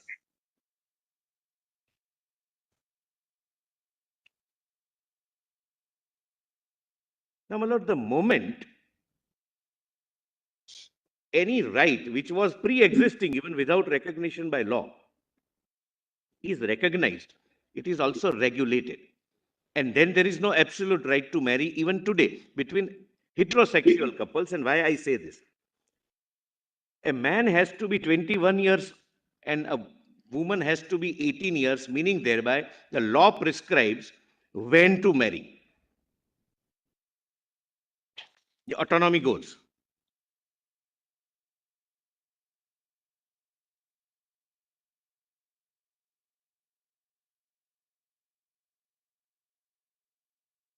Bigamy is prohibited. So law prescribes how many times you can marry simultaneously till your wife is or husband is alive.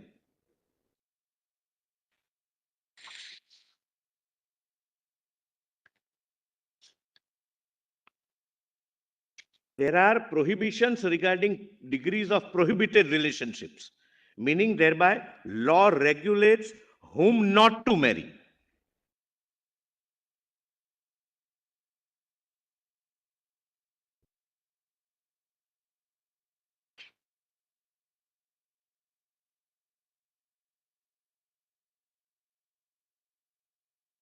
Once the law recognizes this socio-legal institution as a marriage, you just can't walk out of that institution. Law regulates even that, on what grounds you can have judicial separation and on what ground you can have divorce.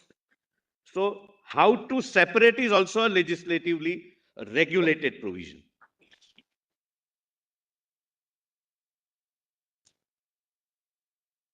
So coming to the privacy part, even the codified law amongst heterosexuals protect the privacy of man and a woman inside the bedroom. But there are certain provisions where there is an intrusion to privacy rights also. For example,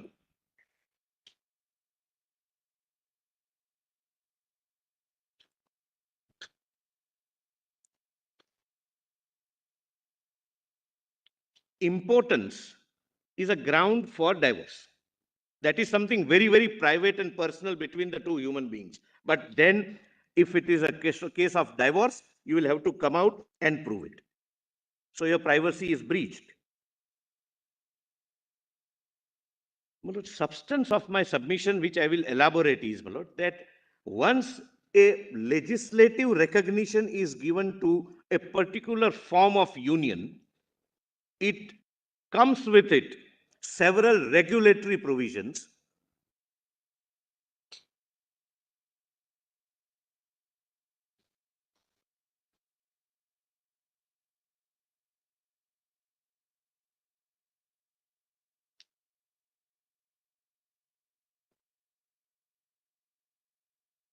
and it is only the parliament, my lord, which can conceive of several situations which would arise in this relationship which is now recognized and can provide for its regulation. It would be impossible for the court to conceive all situations.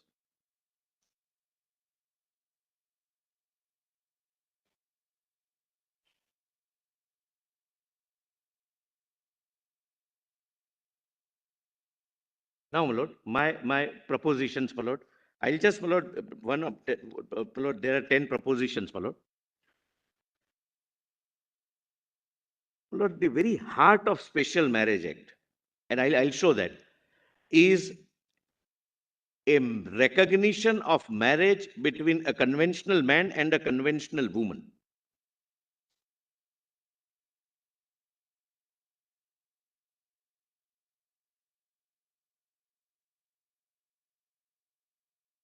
Your lordships need not, Lord, write, because I have, Lord, in that page 3, my lord, I have, my lord, written them. Second, the request, my lord, and I will demonstrate, my lord, more effectively. The request ultimately is that you please rewrite to suit our situation, which can be done by the parliament. I am not, my lord, opposed to the situation or some regulation coming into place. By whom is the question? And that rewriting would not be possible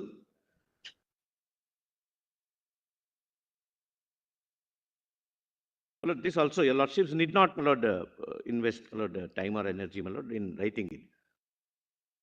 This rewriting is not permissible, not only on the ground that the courts would not rewrite the law or say what the law should have been, but the thing which we are now seeking to achieve, the petitioners are seeking to achieve, was consciously omitted in Special Marriage Act. That is one more reason it cannot be read into it. I'll, my lord, make that submission good.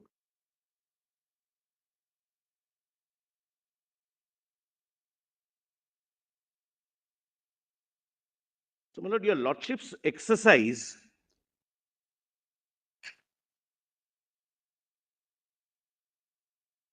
would be constrained, my lord, by 4 fundamental principles. One, the court will not change the character of the law. And the character, your lordship, will have to examine from the entire architecture of the act. Read with all allied statutes and the history which preceded enactment of the Special Marriage Act.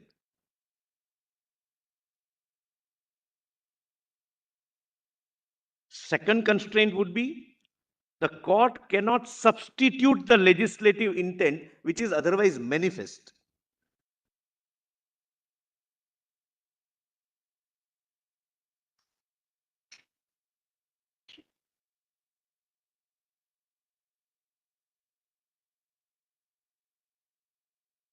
And third, your lordships will not, my lord, read words of larger amplitude in place of words of smaller amplitude, namely, person is a word of larger amplitude in place of male and female.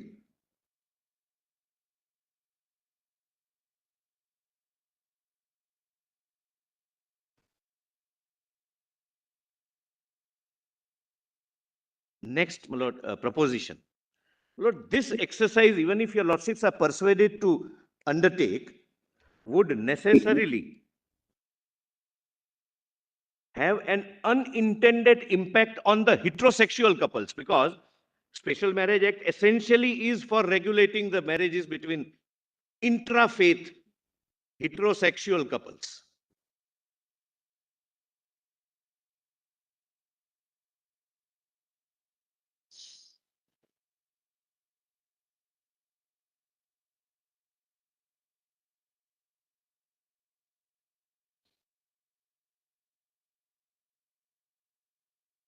Now, I'm sorry.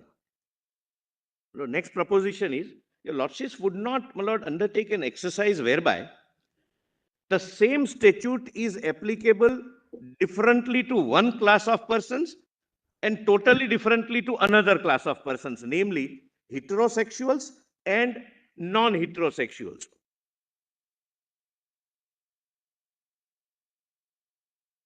Where the same statute is applicable to differently to different classes of we persons, use, my lord, namely heterosexuals and non-heterosexuals. so we use one lens for heterosexual couples and another lens for non-heterosexual couples. Yes, my lord. And I'm grateful, my lord. I could not put it that succinctly, my lord, but that's the respectful submission. And it would be impossible for your lordships to reconcile this classification. I'll be able to show from the scheme and structure of the Special Marriage Act. Next, my lord. Lord, we are dealing with, let us understand what we are dealing with. Lord, we say LGBTQAI+. Correct, my lords? We know L stands for lesbians, G for gays, B for bisexuals, T for transgenders, Q for queers, I for intersex, A for asexual. Look, we have not tried to know what plus means.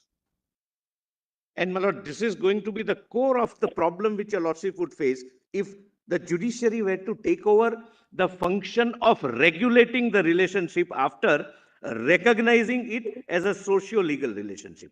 Lord, there are 72 shades or variations. That is why, my lord, what we write is plus. And please examine, my lord, how your lordships would, even if your lordships are persuaded to, my lord, kind of undertake an exercise of rewriting, my lord, deal with these varieties of situations. My lord, please allow me to place, my lord, that, my lord, at page. I'll just, my lord, give some examples to, my lord, annexure A, page 109. Of what, Mr. Solicitor? My lord, of my written submissions, my lord. Just go. Lord, my Lord Justice Paul, my Lord, has my written submission. Yes, yes. There are several different shades and spectrums, my Lord. It's not that we are dealing with either lesbians and gays and transgenders. We are dealing with, my Lord, it is note 1, submissions on the question that only legislature can deal with the subject matter. I'll just, my Lord, give some examples. I'm not going to read all 72 categories. Lord, can I, for ready reference, my Lord, give the physical copy? No. Which page you said, Mr. Solicitor? Referring to written nothing of the kind. In fact, your physical copies, please send them away back to your office.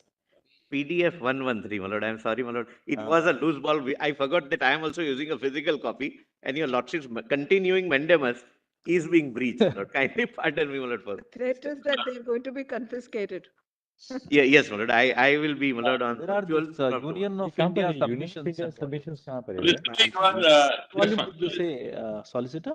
Note Volume? 1. Note 1. Yes. Written submissions, note 1, only the legislature can deal with the subject matter. Is that what you title, my Lord? Yes. Submissions on the question.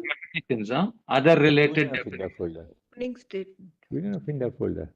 Page Yes. note 1. Page 113 is other related. Got it. Note 1. Only the legislature has the power. Paul is leading us. That's very nice. Yes. The PDF number 113? Yes, PDF 113. Where all these definitions are given. Yes. My Lord, kindly, my Lord, now visualize your lordships were to give recognition to LGBTQ+, which is an unidentified class of persons, and there are at least 160 statutory provisions in different statutes. How, my Lord, we will be able to reconcile with this, my Lord, different spectrums and shades? Please see first, agender. A person who does not, your lordship gets, my lord the Chief Justice, Yes. your ladyship gets, my lord. A person who does not identify themselves with or experience any gender. A gender person are also called null gender, genderless, gender void, or gender neutral. Please see 3. I'm just giving, my lord, a flavor, my lord, that it's impossible to reconcile by in a judgment. My lord, even Parliament will have to undertake a humongous exercise if the Parliament as a policy decides to recognize the marriage. A gender that is indefinable or indomitable, people identifying with this gender refuse to be categorized in any particular gender identity. So whether they are men or women, which provision of which law which governs either man or woman, Lord, will be a big question. Then 4, also called avious gender, this gender identified changes according to one's surroundings. This is kind of a fluid. There is nothing, my lord, specific. Then 6, this is based on the person's mood swings or fluctuations. So a person can be having, my lord, male sexuality for some time and a female sexuality for some time. And say at the time of divorce, if a lordship were to read person and they get the recognition of marriage under the Special Marriage Act, Lord, what would be their gender when we test, my lord, the grounds of divorce? What is the source of this table, Mr. Solicitor? My lord, this is, my lord, I don't think, my lord, it is. There are various sources, my lord, but essentially from. Must be taken from somewhere, some glossary or something like that. Medicine net. Turn to the previous page. It gives it the footnote. Courses, medicine. But, my lord, I have checked up from 2-3 sources. This list is consistent. Yes, yeah, you have given in your footnote 45. In the footnote, yes, my lord, I have given medicinenet.com. On page 108, footnote 45 at the heading, source medicine net. Footnote 43, my lord. 45. The others, 72 45. others. Then, my lords, 8. Alexi gender, the person has a fluid gender identity between more than one type of gender, although they cannot name the genders they feel fluid in. Then the gender identity stands apart from existing social gender constructs. It means having a strong specific gender identity that is neither male nor female. My lord, transgender, my lord, is different. Transgender, my lord, is conventionally, as we know, is different. Now defined to mean everything, my lord. But transgender means, my lord, the person who has sexual genitals other than what, my lord, he is supposed to be born with. Lord, then amara gender, having a gender identity that changes depending on the person one is emotionally attached to. If a person is emotionally attached to a man, then he has a male sexuality. If woman, then he has a feminine sexuality. Then embonic. The person identifies themselves as both man and woman and yet does not belong to either. Therefore, I repeatedly say this is an unidentifiable class we are dealing with. Then amica gender, a gender fluid identity where a person changes their gender depending on the friends they have. It's also called, my lord, by some as pure gender, my lord.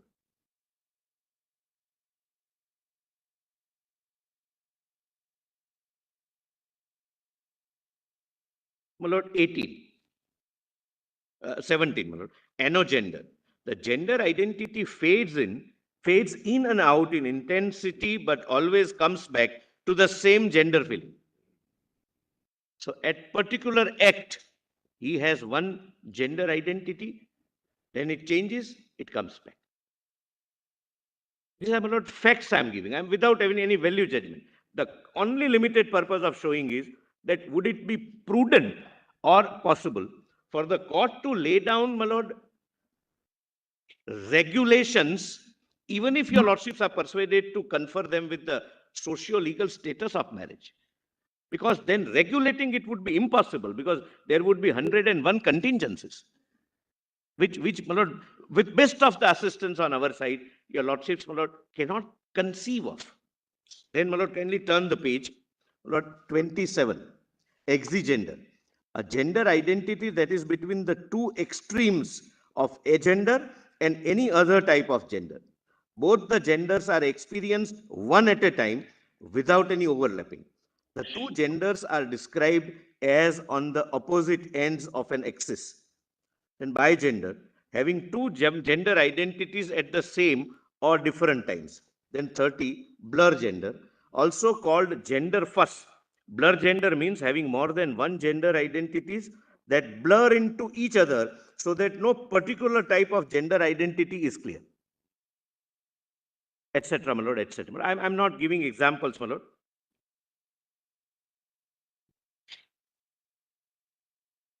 Now, my lord, your lordships are necessarily dealing with an unidentifiable class. Now, please come to, my lord, page 16 of my written submissions. Lord, would it be prudent or legally permissible, my lord, to deal with this subject, my lord, on the judicial side? Your lordships are not examining a prohibition against marriage. My lord, kindly bear this distinction is mine. There is no prohibition amongst LGBTQ plus community to marry. Your lordships are not examining the validity. Your lordships are being requested to confer a legal status of marriage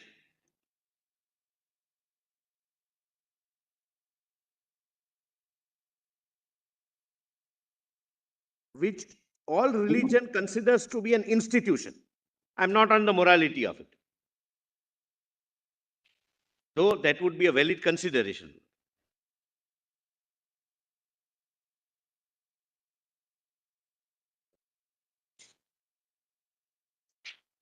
Lord, page 4 to 15, I have given, my lord, what is the institution of marriage in the Indian context. In case of Hindus, what the Hindu scriptures say. In case of Muslims, what Holy Quran says. In case of Christians, what Holy Bible says. It's a social institution conferred with the legal status.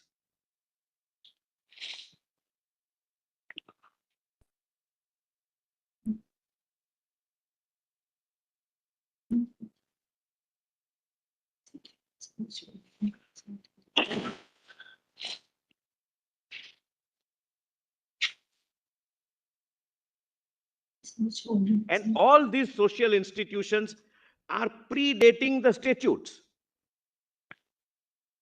and have accepted marriage as an institution only between heterosexual couples. And again, my lord, we are not sitting in judgment over that decision. That's what the society has accepted since millions of years.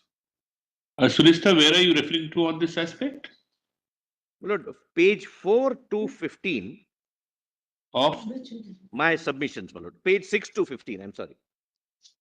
Actually, even my lords, your formulation, you see, is best brought out in page 11. Yes, my lord. 44. Yes, my lord. Those 4 points. Lord, may I just read, my lord, for your, my lord, so that I make myself more clear. The world religions have shaped the history of marriage and family and continue to form the basis of marriage as an essentially religious concept. While it is correct that there is significant divergence between different faiths and their practices in relation to marriage, what must not be lost sight of is that there is more convergence than conflict in teachings of marriage and family. All six major world religions overlap on the following attributes of marriage as identity. Then I have given the source. First, each of these religious traditions confirms marriage as a vital and valuable institution and practice that lies at the heart of the family and at the foundation of broader society. Second, each tradition recognizes that marriage has inherent goods that lie beyond the preferences of the couple. One fundamental good of marriage emphasized by Judaism Christianity, Hinduism, and Confucianism is that the husband and wife complete each other. Indeed, they are transformed through marriage into a new person, a new one, fresh reality. Another fundamental good of marriage is the procreation and nature of children. Lord, this is not an archaic concept. Special Marriage Act uses the word procreation. Children are sacred gifts to a married couple who carry forth not only the family name, lineage, and property, but also the community's religion, culture, and language. All these religions thus see a close relation between marriage and children, just as they saw a close relation, although not an identity, between marriage and sexual expression.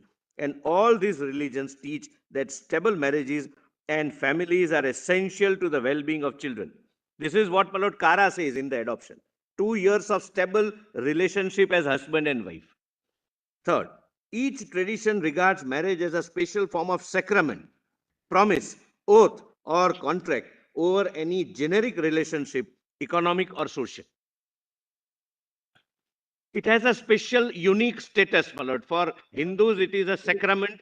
For Muslims, it's a sacred contract, but nonetheless a sacred contract. And across the faith, what is recognized as a marriage is between heterosexual couple. Fourth, each tradition eventually came to insist that marriage dependent in its essence on the mutual consent of the man and the woman. Even if the man and women are represented by parents or guardians during the contract negotiations, their own consent is essential to the validity of their marriage.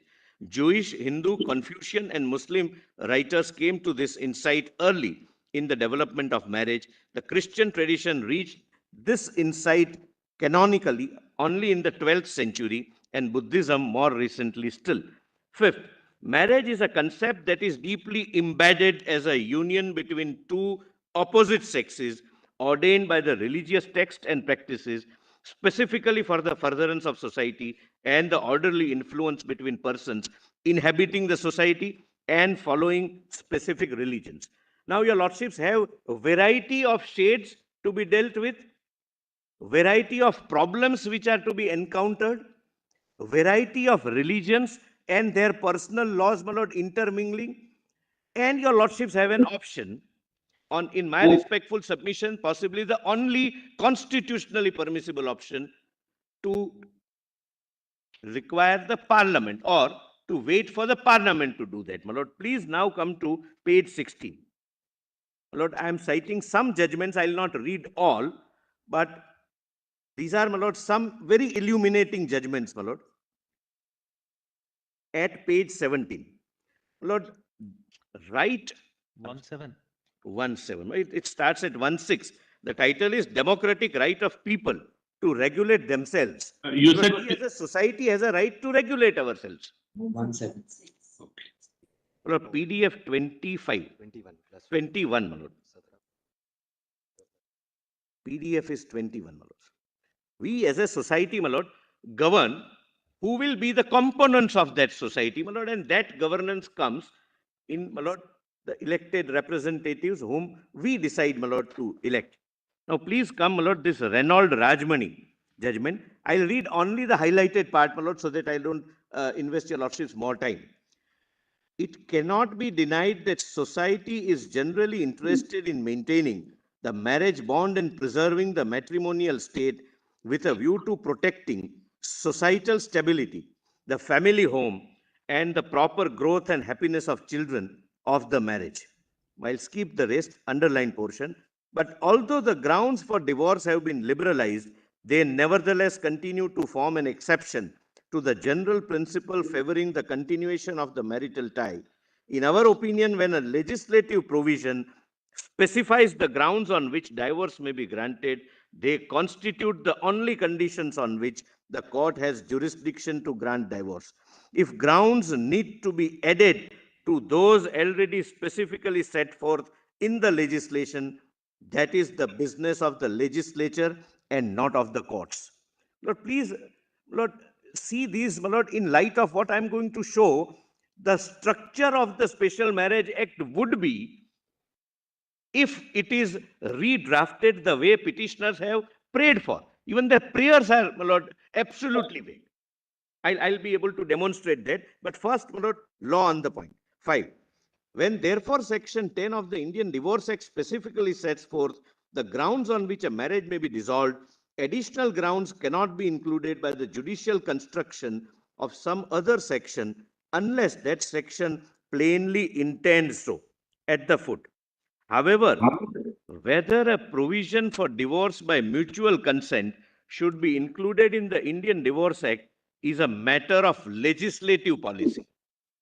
The courts cannot extend or enlarge legislative policy by adding a provision to the statute which was never enacted there. Therefore, I started by saying that marriage is a socio-legal institution. Its recognition is a matter of legislative policy. Then, my lord, Keshavanand Bharti, my lord, kindly allow me to read, my lord. This would guide, my lord, us throughout, my lord, the hearing of this case. How we construe the constitution in the context of the marriage being given the recognition, my lord. Underline portion. It cannot be denied that provisions of the constitution of other countries are designed for the political, social, and economic outlook of the people of those countries for whom they have been framed. The seed of the constitution is sown in a particular soil, and it is the nature and the quality of the soil and the climatic conditions prevalent there which will ensure its growth and determine the benefits which it confers on its people. We cannot plant the same seed in a different climate and in a different soil and expect the same growth and the same benefit therefrom. Law varies according to the requirements of time and place. Justice thus becomes a relative concept varying from society to society according to the social milieu and economic conditions prevailing therein. The problems which confront those courts in the background of the state of the society, the social and economic setup, the requirements of people with a totally different ethics, philosophy, temperament, and outlook differentiate them from the problems and outlook which confront the courts in this country. It is not a case of shutting out light where they could profitably enlighten and benefit us. The concern is rather to safeguard against the possibility of being blinded by it. Lord, this takes us to, my lord, the theory that ultimately societal acceptance is one of the considerations for recognition of any union.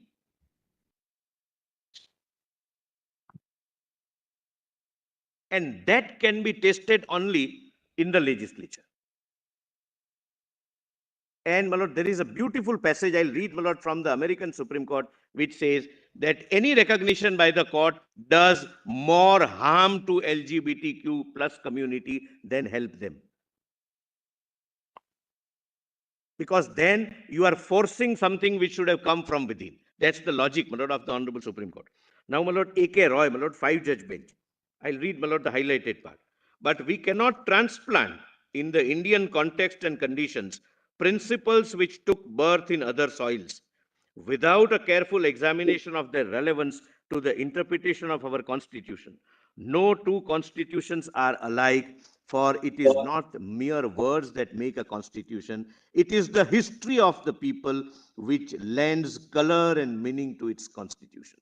Lord, we cannot forget the historical background and the anthropological background, my lord, which eventually resulted into creation of an institution called marriage across faiths, across religion. Now, my lord, your lordships have seen, but my lord, Justice Cardozo, my lord, a little hard-hitting, my lord, word, but my lord, it really, my lord, I would wish, my lord, to place it. When they say that all we want is a recognition, all we want is the confirmation of our right. The judge, even when he is free, is still not wholly free. He is not to innovate at pleasure. He is not a knight errant roaming at will in pursuit of his own ideal of beauty. I'm sorry. It's the nature of the judicial process. That's correct. That's correct, my lord. But, my lord, only few words I wanted to highlight, my lords. Not the first part, which is slightly, my lord, a little more harsher, my lord. But thereafter, he is to draw his inspiration from the consecrated principles, and this is important. He is not to yield to spasmodic sentiment, to vague and unregulated benevolence. That's what, my lord, I am driving at. The class with which, my lord, your lordships are dealing is an unidentifiable class. They have their class-specific problems. It would be completely, my lord, a vague declaration, if at all it is to be made, without, my lord, conceiving the problems they would be creating, my lord. The mere declaration would continue. He is to exercise a discretion informed by tradition, methodized by analogy, disciplined by system, and subordinate to the primordial necessity of order in the social life. Primordial. I'm sorry, primordial.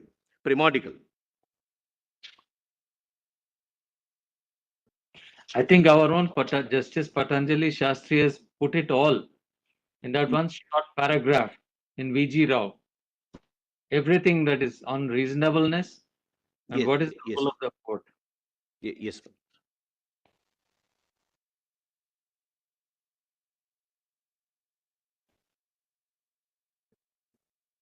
Lord, kindly come to, my lord, para 74, para 73, 74, and 75. This would be relevant, my lord, for my purpose, because I'm going to, my lord, rely upon Obergefell, Windsor,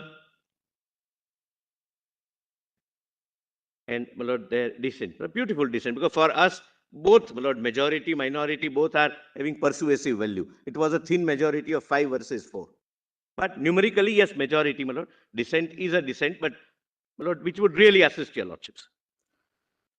Now, your lordships may kindly see the landmark dissent of Justice Oliver Holmes in Lochner versus New York, which criticized the majority of the court for becoming a super legislature by inventing a liberty of contract theory, thereby enforcing its particular laissez-faire economic philosophy, is still remembered as a remarkable piece of judicial foresight.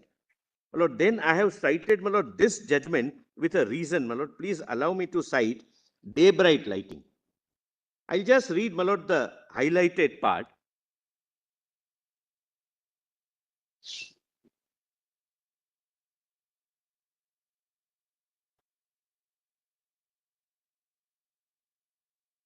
Yes.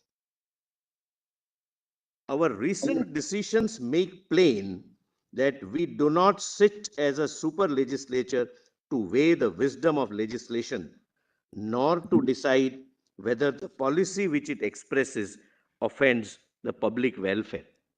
Lord, 75, and before I, my lord, read that, my lord, I would like to, my lord, just paraphrase it.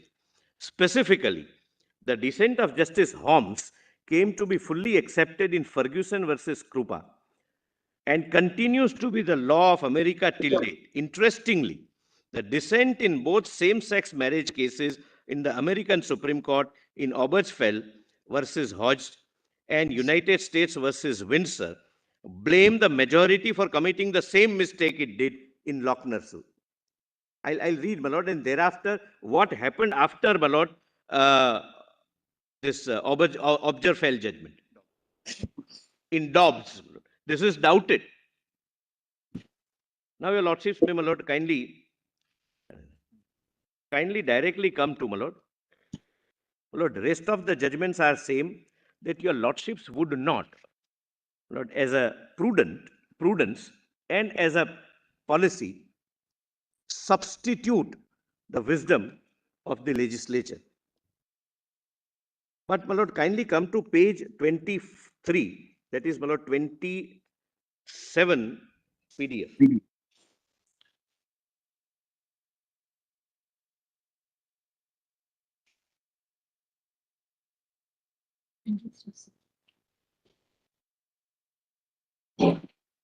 Only the highlighted part.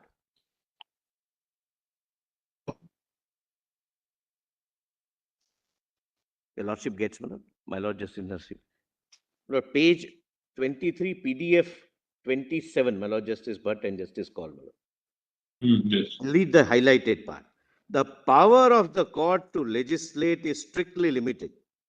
Judges ought to remember that their office is just decree and not just dere to interpret law and not to make law or give law. Chief Justice Chandrachud, this can be, my lord, said now, my lord, that's my request.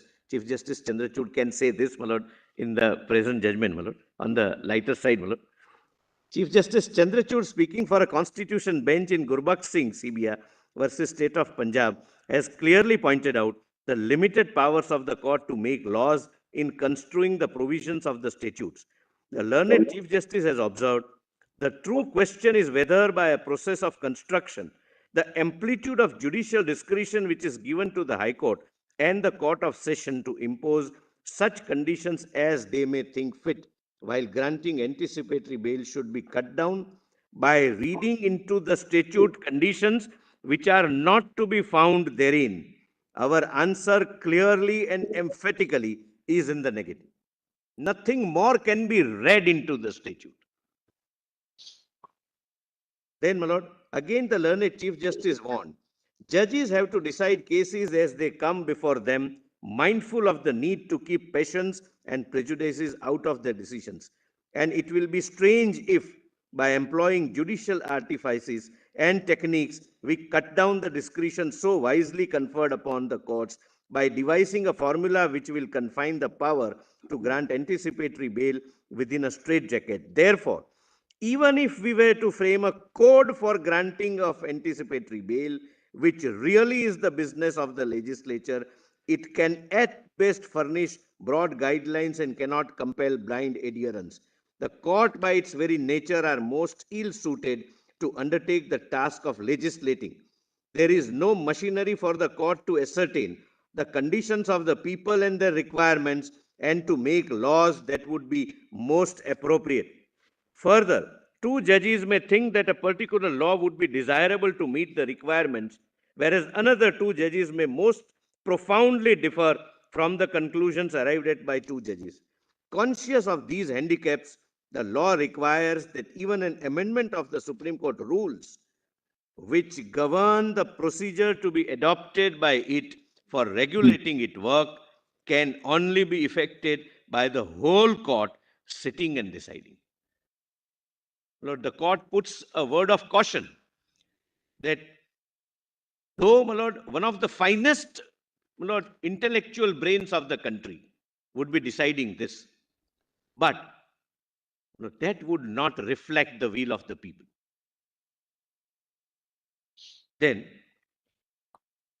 your lordships, my lord, kindly come to page, my lord, I'll just read, my lord, at page 24, that is 29 foot. My lord, it's a constitution bench judgment and only the highlighted part at page 29, my lord. 25, my lord, PDF 29.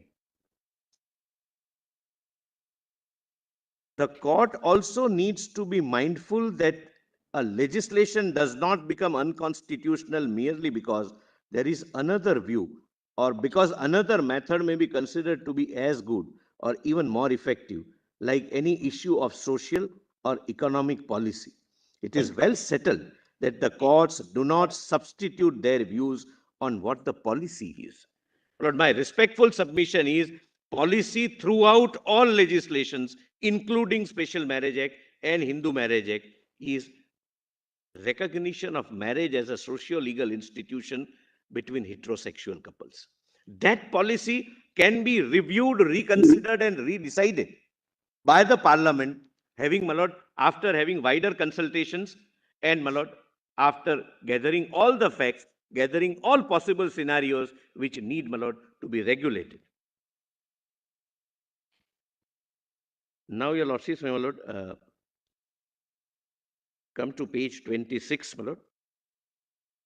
20, that is 30, PDF 30. First unnumbered paragraph, my lords.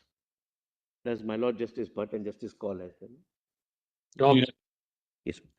May I read, my lord, with my lord's permission? Yes. Your lordship gets one. My lord, the Chief Justice gets one. Page 30, right? Yes, PDF 30, my lord. Yeah.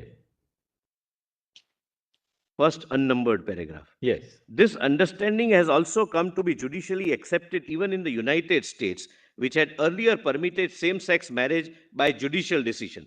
The United States Supreme Court, in Dobbs versus Jackson Women's Health Organization, has held that fundamental rights must be objectively, deeply rooted in the nation's history and tradition. Justice Clarence Thomas, in his concurrence in Dobbs, noted specifically that this meant that the court should reconsider Obergefell versus Hodge, which 5-4 permitted same-sex marriage by a judicial verdict, in which the Supreme Court, by a judicial order, granted recognition to same-sex marriage.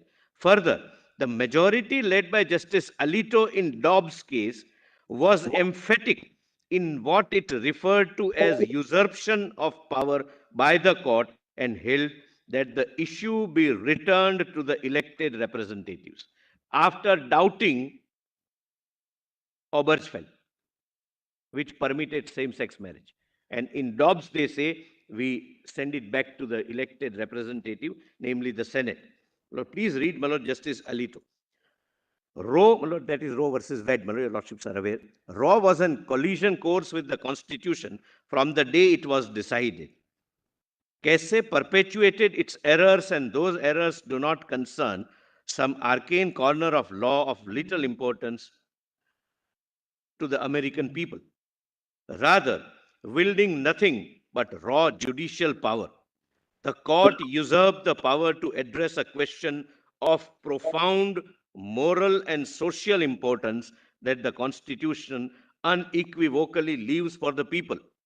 Case described itself as calling both sides of the national controversy to resolve their debate, but in doing so, Case necessarily declared a winning side. Then again, my Lord highlighted the underlined part. Put aside the second and third factors, which were based on the court's flawed account of history, and what remains are precisely the sort of considerations that legislative bodies often take into account when they draw lines that accommodate competing interests. The scheme Raw produced looked like legislation, and the court provided the sort of explanation that might be expected from a legislative body. Lord, reasons which the petitioners urge are the reasons which can be given, accepted, rejected by the Parliament. Our decision returns the issue of abortion to those legislative bodies, and it allows women on both sides of the abortion issue to seek to affect the legislative process by influencing public opinion, lobbying legislators, voting, and running for office. Neither decision has ended debate over the issue of a constitutional right to obtain an abortion. Indeed, this case, 26 states expressly ask us to overrule Roe and Case and to return the issue of abortion to the people and their elected representatives. The states were before the court. So out of 51, 26 said that you overrule this. Return it to us. It's our domain. This court's inability to end debate on the issue should not have been surprising. This court cannot bring about the permanent resolution of a rancorous national controversy simply by dictating a settlement and telling the people to move on. Whatever influence the court may have on public attitudes must stem from the strength of our opinions, not an attempt to exercise raw judicial power. We do not pretend to know how our political system or society will respond to today's decision overruling Raw and Case. And even if we could foresee what will happen, we would have no authority to let the knowledge influence our decision. We can only do our job, which is to interpret the law, apply long-standing principles of stare decisis, and decide this case accordingly. We therefore hold that Constitution does not confer a right of abortion. Raw and Casey must be overruled, and the authority to regulate abortion must be returned to the people and their elected representatives. We end this opinion where we began. Abortion presents a profound moral question. The Constitution does not prohibit the citizens of each state from regulating or prohibiting abortion. Raw and Casey arrogated that authority. We now overrule those decisions and return that authority to the people and their elected representatives. Now, my Lord, Mr. Solicitor, yes, ma'am.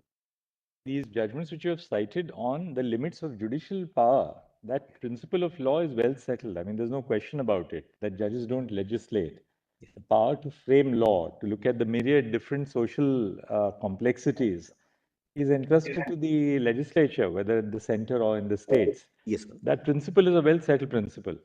But if you are relying on Dobbs to support that principle, then we have gone far beyond Dobbs in India. I know, my Lord. I know. I am going to cite your Lordship. Yes. Dobbs represents a view of the American Supreme Court that a woman has no bodily control over her own bodily integrity. I'm not. This theory has been debunked long back in our country.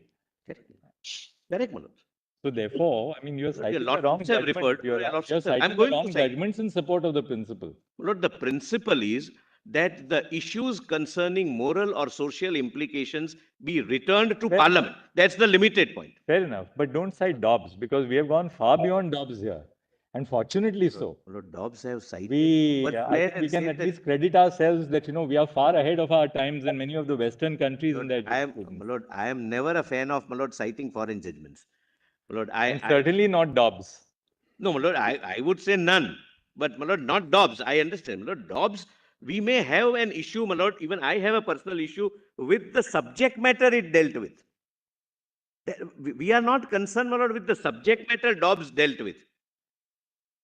Abortion is a right of autonomy of a woman. I'm not on that question at all. I'm on the principle which it laid down. For instance, our law granted only to a married woman the right to obtain an abortion between 20 and 24 weeks.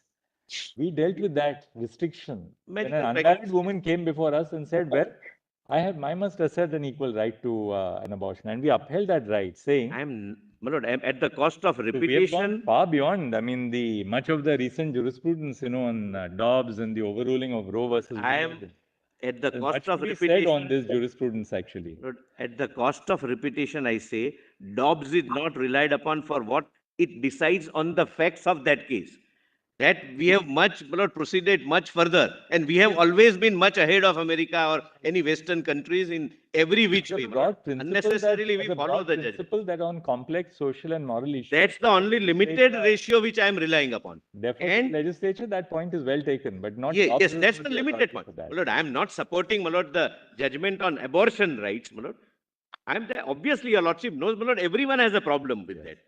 But question is, when it concerns a debate, when it concerns social implications, return it to the people's representative. That is one reason. Second reason, my Lord, this Obergefell is doubted here, which petitioners have relied upon. Lord, that is one reason. My Lord, forget the abortion part of it. I am not supporting that judgment, but I am nobody to support or oppose that judgment. I am citing it only for this limited purpose of showing that this is an issue which must be first reflected, debated, discussed, and, my Lord, decided by the Parliament. That's the limited purpose. But please see, my Lord, Justice Clarence Thomas, my Lord, my Lord, only highlighted part, only underlined portion. Forget, my Lord, the this abortion part. I'm not on that, my Lord. I also, my Lord, do not agree. Your Lordship's judgment in, my Lord, termination of pregnancy takes care of it. I'm not on abortion at all. My Lord, that's fact specific. But while dealing with some facts, when your Lordship lays down the ratio, I cite it. This is the ratio. Fair enough. Lord, please see, my Lord, only highlighted part. My Lord, Obergefell versus Hodge. My Lord, your Lordship gets, my Lord? Yes. My Lord, concurring view of Justice Clarence Thomas. For that reason, in future cases, we should reconsider all of this court's substantive due process precedents, including, then, my Lord, they inter alia. My Lord, I am not reading all, but, my Lord, even this Obergefell. But going by this logic, we would be reconsidering the entire line of our precedent from Maneka to Shaira. Which is not your submission also. It's not my submission. It's not my submission. But my submission is, my lord, the last part of Justice Alito. Yes. Social implication, return it to the parliament. That's it. My lord, now, my lord, I have given the table. My lord, I'll read, my lord, those judgments a little later. But please come to page 29. I'm sorry. Go ahead. Yes. I'm sorry, if I... Lord, page 29. Lord, I have compiled for your lordship's assistance, Lord, two things. The countries where same-sex marriage is permitted. Yes. And I have bifurcated them that except with the 2 or 3 exceptions that came from legislature and not by the judicial pronouncements. Right. Number 1. Number 2. Lord, as I have pointed out, this is, Lord, something crucial. Lord, when your lordships recognize something or the legislature recognizes something, it will have impact on other laws, which I will demonstrate. Wherever the legislature has stepped in whichever country's jurisprudence, they have correspondingly amended other statutes, which only Parliament can do. None of the other statutes are in question before your lordships.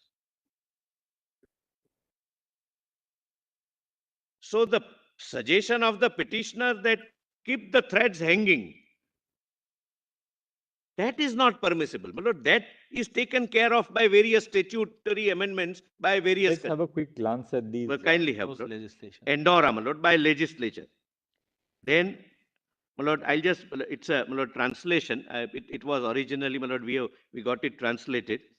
It's a Google translation. I must, my lord, at the outset put a caveat, my lord. There may be, generally, it's not, my lord, much of discrepancy, but maybe some lacking in accuracy.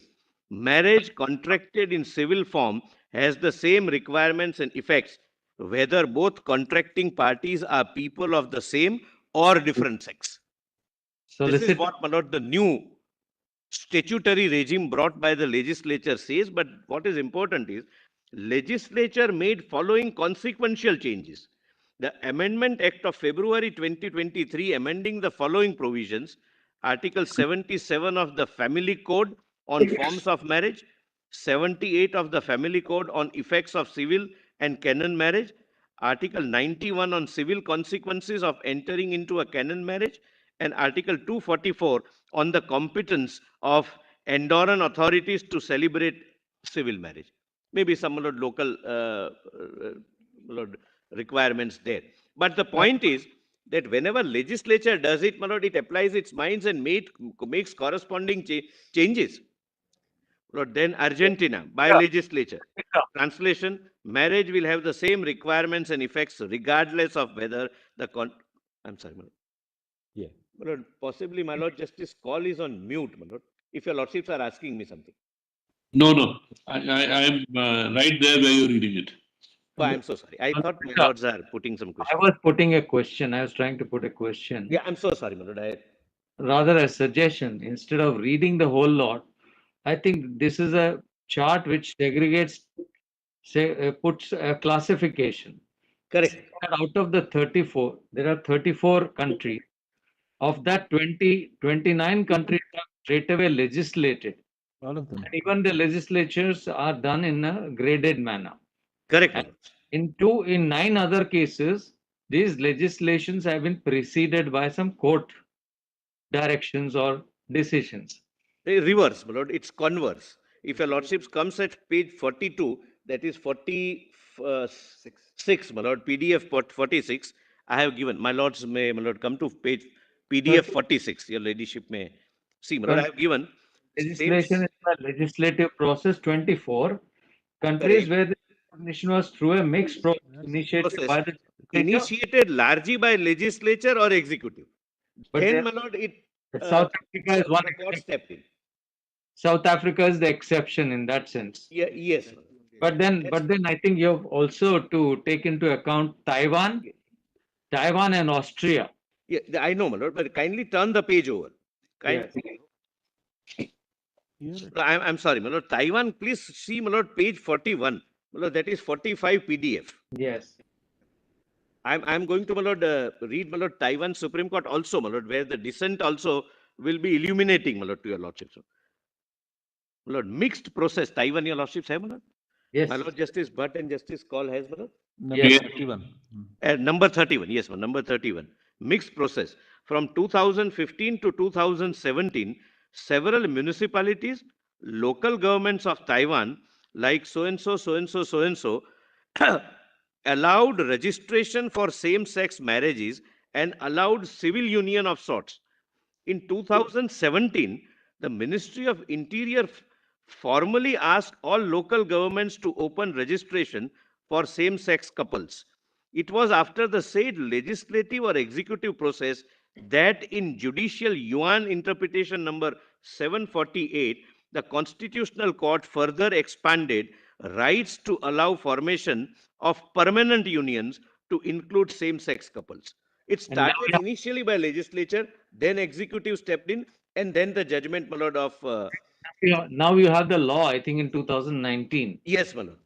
And even in Austria, now let's see, because Austria was one case which was given, which is shown to us. My lord, page 34, your lordship would get. My lord, the Chief Justice, 34 PDF. 34 is Austria. Yes. Now, what is the position? Even there, it was Yes. followed by legislation. Yes, my lord, legislature provided for registered partnership for same-sex couples in 2010. The relevant provision in section 3, my lord, translation, a registered partnership can only be founded by two people, registered partners. In this way, they form a long-term partnership with mutual rights and obligations. Role of court. In January 2013, the Constitutional Court ruled that the registered partnership law was partially unconstitutional, broadening the rights of registered partners. On 4th December 17, the Constitutional Court struck down the ban as unconstitutional, ruling that preventing same-sex couple from marrying violates the principle of equality and non-discrimination. Lord, there was a prohibition which came to be challenged. Lord, therefore, my lord, I started by saying... As in the case of Windsor. As in Windsor. Windsor also the prohibition was challenged. Because there is, your lordships are not, my lord, confronted with a situation where there is a law prohibiting same-sex couple, my lord, marriage. The UK was a situation where they first recognized by a law civil partnerships in 2006. I think that thereafter, 7 years later, they enacted the Marriage Act. Yes. UK is very interesting. You might read that. You just see the UK, actually, your page, item 32. Yes, sir. At PDF 45. Yes, ma'am. I'll just... United Kingdom. Gaidan was 1999 or 2000. Lord, Gaidan, my lord, was, my lord, cited out of context, my lord, and I have, my lord, given a detailed note on Gaidan in this. Mr. Solicitor, just keep ourselves to this, because Gaidan was in some other context, one realizes.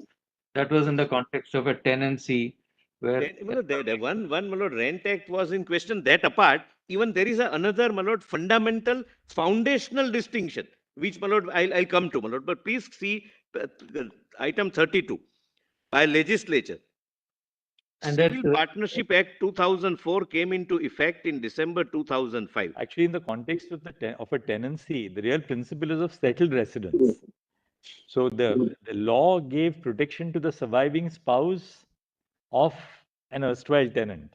Why is that protection given? We also have it in our Gyan Devi Anand, that whole line of cases from the Constitution bench. The idea is that when a tenant dies, anybody who's in settled residence as a member of the family should also be entitled to the protection of tenancy, which is otherwise a heritable asset. That's the principle. Gaidan also said the same thing, that, well, if you have a same-sex couple, even though, the statute doesn't recognize a same-sex surviving spouse, the principle they adopted was, the principle is really that of a settled residence.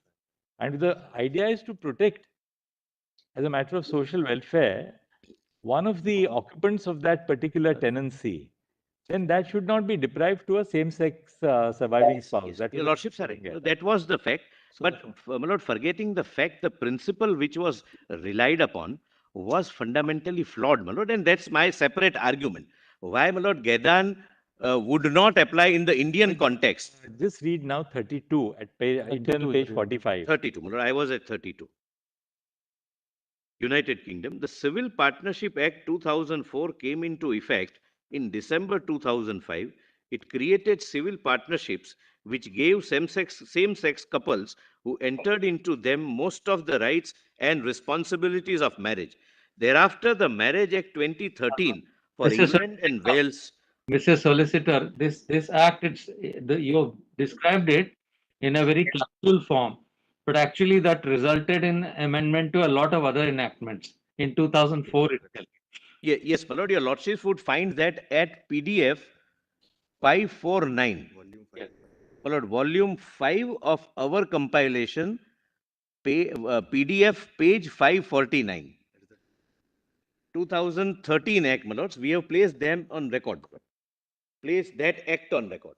That is marriage within bracket same-sex couples bracket over Act 2013.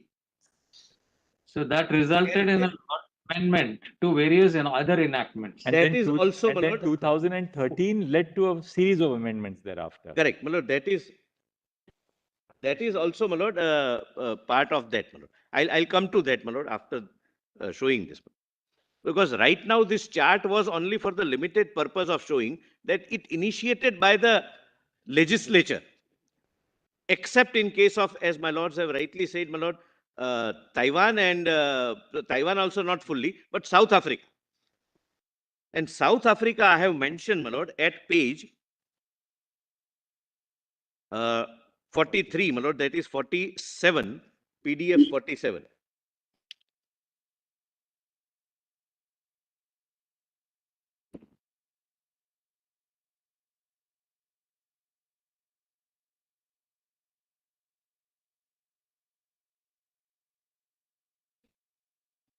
Now, your lordships gets, my lord, at the top, my lord, the Chief Justice gets, my lord. Yes. Possibly the only country subject to verification, but we tried our best to verify. South Africa is the only country where the process was first initiated by judiciary and then followed by... Which is Furi's case. Furi, which was read out by Mr. Grover. Yes, my lord. Then, my lord, countries where civil unions are legal. That also, my lord, we have given. But I'm not going one by one. No, just we'll just only look at the headings of the. Yeah, and if we that's come right. across any one of us comes There are across some- something interesting, we can pause There there. are some mixed processes. Yeah, my lord. indicate. For example, Bolivia is by judiciary. Brazil, Because, my lord, India. Second Constitutional Chamber of La Paz Department Court of Justice, citing advisory opinion number so-and-so, issued by the Inter-American Court of Human Rights, ruled in favor of the couple recognizing same-sex civil union. However, it may be noted that several bills had been introduced in the country's legislature seeking recognition, and the political debate was ongoing on the said issue. Look at Latvia. Something very interesting happens in Latvia at item 9. Yes, my lord. By judiciary first, thereafter legislature.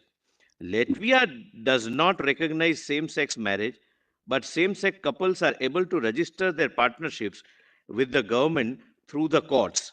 On 12th November 2020, the Constitutional Court of Latvia ruled that the Latvian constitution entitles same-sex couples to receive the benefits and protections afforded by Latvian law to married opposite-sex couples, and gave so-and-so until 1st June 22 to enact a law protecting same-sex couples. My lord, that may be, my lord, as per their constitution. My lord, your lordships never issue a writ to parliament. A lot of countries, of course, we don't follow that model, Mr. Solicitor. I mean, we are now discussing at a theoretical level.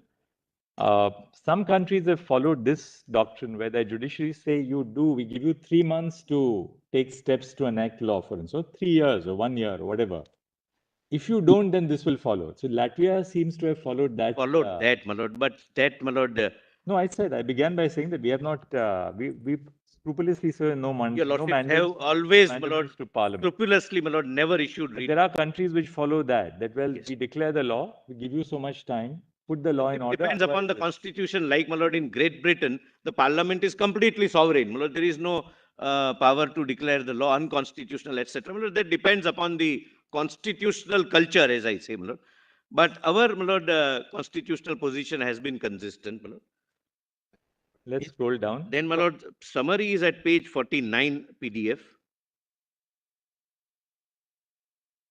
Civil union position. Then countries where civil union or a partnership arrangement is given recognition, 16. Countries where recognition was through purely legislative process, 13. And country where process was mixed, 3.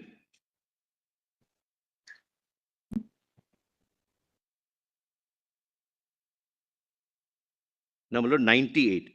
Therefore, it is clear that societies and countries have acted only after the said concept has gained currency or acceptability in their respective jurisdictions, and the elected representatives have acted on the basis of locally prevailing ethos, beliefs, and understanding of marriage or civil unions. It is submitted that, therefore, there was a clear and direct democratic mandate behind the recognition of same-sex marriages in which ever jurisdiction such relationship were recognized. Mr. Solicitor, if you don't mind, can we now just skip a little bit and go to page 54? Let's now go to the heart of the matter, which is the legislative intention behind this, because you've given us a flavor now. You've substantially gone through your, isn't Would it? your lordships, my lord, consider coming to page 50 instead? Those judgments which say about legislative policy and other things, those you've given them to us, and it's very well basic doctrine. I don't think we need to read it together. Prim grana lordships indeed not. and My lord, the proposition is and everything, yes. some of them are constitution bench judgments. That's all I wanted to highlight. And my lord, the purpose, as I pointed out yesterday, was that I'll quote the paras rather than burdening the volumes, my lord, so that your lordships can immediately. Brother Call and Brother Bhatt are not here. I don't online. They're online. I think those judgments at page 50 to 54, we need not spend time going through them, right? This basic doctrine, so they're well known, so we can just maybe look at them and go to the real legislative intention behind Special Marriage Act. And I think yes, exactly. We'll go straight to page 54, I think. Your lordship, sorry, page PDF page 54. Lord, the Not purpose to say that those judgments are not relevant, but there's just they're so basic that I don't think we need to spend time reading through them. That's why. There are settled positions your lordships are fully aware of. This is just, my lord, let's see now how you've formulated at page 54 PDF. Yeah, my lord, 54, my lord, I'll just put, my lord, 2 propositions. Why, my lord, I am going through the debates. It might at some time, my lord, appear to be a little irrelevant, but please go through it. My lord, this is the debate when Special Marriage Act 1954 came to be enacted for 2 purposes. A, the intention was heterosexual. Intra-faith, but heterosexual. Just 1 second. I'm sorry, interfaith, not interfaith, intercaste, but heterosexual. Religious and irreligious, or no religious? Yeah, yes. It's only distinction between actually it was religion neutral. Correct. The SMA was intended to be religion neutral. Yes. I would, my lord, nothing turns on that, but just academically, my lord. Idea was because to create a platform where couples were not going to marry within the fold of their personal law. The faith. In that sense, religion neutral. I'll just, my lord, just academically, nothing, my lord, may perhaps turn on this. Even if I accept that it's a secular law or a non-religious law, it has taken some concepts of uncodified Hindu law. For example, of course it does, prohibited relationship. Degrees of prohibited relationship. That is Sagotra and Sapinda relationship. Absolutely. But in the format of, my lord, a religious or a non-religious statute. Some concepts, my lord, are there. The whole object was to permit 2 couples, two individuals who profess different faiths to have a two different individuals of opposite sex. That's what we are now considering. But the idea was basically it was to allow 2 people who did not profess the same religion to have, or maybe the same religion but different castes. Correct. You're right. Because section 21A. That's why Arundhati referred to the caste disability and other things. Dr. Ambedkar piloted this bill, and this is before. The reason was, my lord, your lordships have been shown, my lord, by Ms. Kaju. Lord, it was earlier 1872 law, where if I marry under that Special Marriage Act, I have to denounce my religion. So therefore, my lord, that was brought back by 21A. Mr. Solicitor, you'll not be completing tomorrow, today. So tomorrow when you resume, maybe if one of your juniors can do a little exercise taking from the table which Ms. Karju has prepared. Yes, yes. And give us a 2-page note or 3-page note on the antecedents of the SMA. Yes, yes. Just take, you will get the material from that note and just sort of develop it into a 2 or 3-page note for us tomorrow morning. To some extent, my lord, I've set out some of the materials of the debates and so on in the additional compilation which I had filed. Do we have the statement of objects and reasons? Yes, we do. So which refers again to... No, debates also mentions that. My lord, there is Well, a let's favor see that page in the debate. 54. Well, the second point, my lord, your lordships may bear in mind. My lord, it was argued that in 1954 there was no concept of gays, etc. And therefore, obviously, there was no mention. Your lordships, my lord, that was Mr. Rodgi's submission. My lord, my respectful submission, my lord, and I'll take your lordship to that, are twofold. A, even if that is so, that is no ground for the court to rewrite and include something not intended. B, they were aware of it. There is a discussion on that. And therefore, I'm going to respectfully submit that there is a conscious omission. That's one more reason why it cannot be read into. Lord, may I read, my lord? This, my lord, I may read a little, my lord. Yes, that's right. 105. At the outset, it may be noted that if the principle canvassed by the just one petition... second. 1 minute. Is that page, I'm sorry. Page 50. It is 54 PDF. Same volume. 54. Okay. Yes. Lord, its title is Redrafting Exercise of Special Marriage Act, your lordship gets. My lord, Yes. Justice Narasimha gets. Yes. At the outset, it may be noted that if the principle canvassed by the petitioners, that word man or woman or other phrases representing the two opposite sexes are capable to interpretation in a gender-neutral manner, it would open up a whole host of statutes and provisions to constitutional susceptibility. My lord, your lordship can skip that. 106. As far as the present case is concerned, the debates in Parliament during the framing of the Special Marriage Act and the Hindu Marriage Act 1956 are illustrative in this regard. The said debates clearly identify that the entire architecture of the statutes was premised on opposite-sex marriages, and the provisions surrounding the legal recognition of marriage, the succession amongst children, and other aspects are all completely premised on the legislative presumption of opposite-sex marriages. The Parliament was aware of gays and lesbians even in 1954. However, it is clear that the Parliament took a conscious call of not mentioning them. It is interesting to note that the Select Committee on the Special Marriage Bill 1952 approved Section 4 of the bill in a form which did not use the word male or female and rather use the word parties. The clause is quoted as under, my lord, as per Select Committee. The parties have completed the age of 18 years.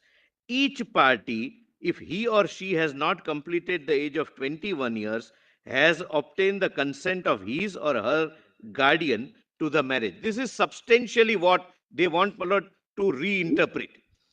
It was after a heated debate going on for days and days that Pandit Thakur Das Bhargav brought an amendment that provided for separate ages for boys and girls in the form of 18 years and 21 years. It should be reverse.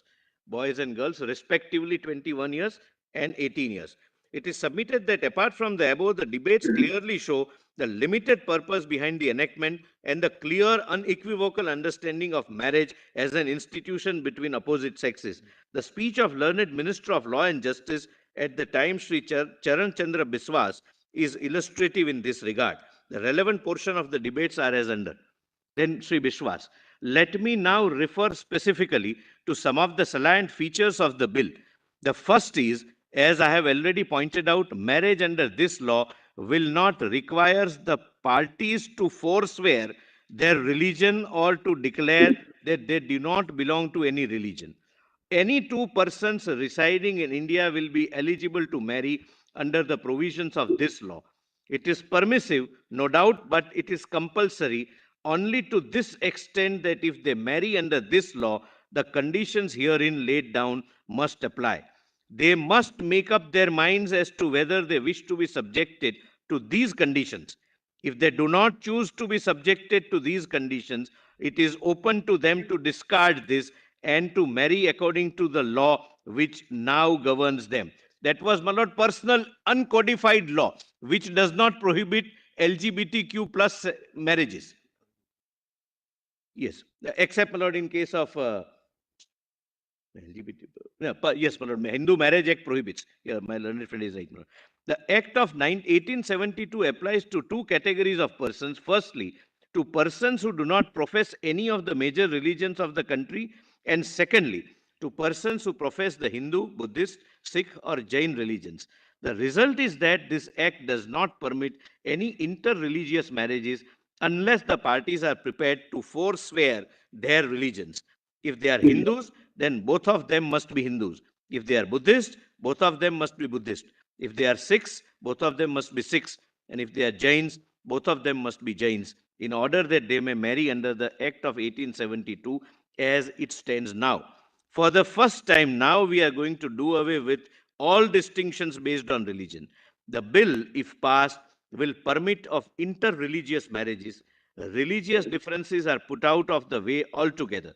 Government feel that the time has now come when religious differences should not stand in the way of a couple getting together. If they feel that their lives are cast together and the fact of their marriage should not in any way affect their religious belief, that is the main change. This is the legislative intent, my lord. Now, Mr. Sri Biswas, my lord, the underlined portion. Under the provisions of the original, I may read, I'll read the underlined portion. Under the provisions of the original act, none of the parties to the marriage could belong to any of the recognized forms of religion mentioned therein. Now, two persons, if they belong to the same religion, will be allowed to marry. But this privilege is confined only to Hindus, Buddhists, Sikhs, and Jains. That is because the main rights which were secured by this act were monogamy and divorce. The religions which were excluded already provided for monogamy and divorce. The Christian Marriage Act is monogamous and divorce is permitted. Muslims also have the right of divorce, though it is not monogamous. Kindly, my lord, turn to the next page. Lord, nothing may turn, my lord, on other debate. Srimati Reena Chakravarti, Mr. Deputy Speaker, sir, I do not propose to answer various things that have been said just now because I feel it is very difficult to answer people whose mind still remains in medieval times. It is even more difficult to convince anybody who thinks that he himself has the monopoly of all morality and everybody else who demands progress seems to be having some problem with someone, as we can read between the lines. Himself was the monopoly of all morality and everybody else who demands progress immediately should be dubbed as irreligious. We support this bill because the principles underlying this bill is progress. The entire idea is to have contractual form of marriage without the necessity of repudiating religion, which was necessary in the Bill of 1872. This is the spirit, this is the heart and soul of the Special Marriage Act.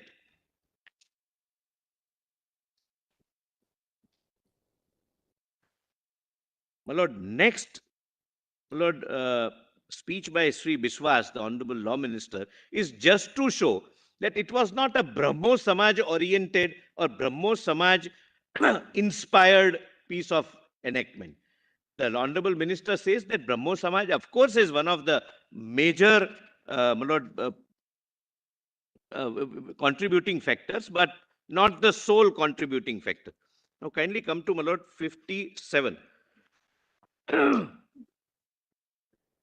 PDF 57, my lord. My lord, at the third unnumbered paragraph, Sri Biswas. I was just going to read from the Act of 1872. It's, my lord, it can be avoided. My lordships may come to at the foot on homosexuality. Your lordship gets, my lord? Yes. At the foot, my lord, there is a title. This is debate dated 6th of September 1954. See, Raghava Hari, Penukonda. I do not wish to take up much time from the arguments that have been advanced for straying away from a thing that has been recommended by the other house. I am not satisfied that there has been a fair or a clear approach to the matter but only there is an attempt to confuse the issue. One thing that I find is that this act was meant to afford an opportunity for advanced people, people with reformed ideas and people who are economically independent and have their own judgment, mature judgment about their course of action for the future. It is only for such people that this Special Marriage Act was intended.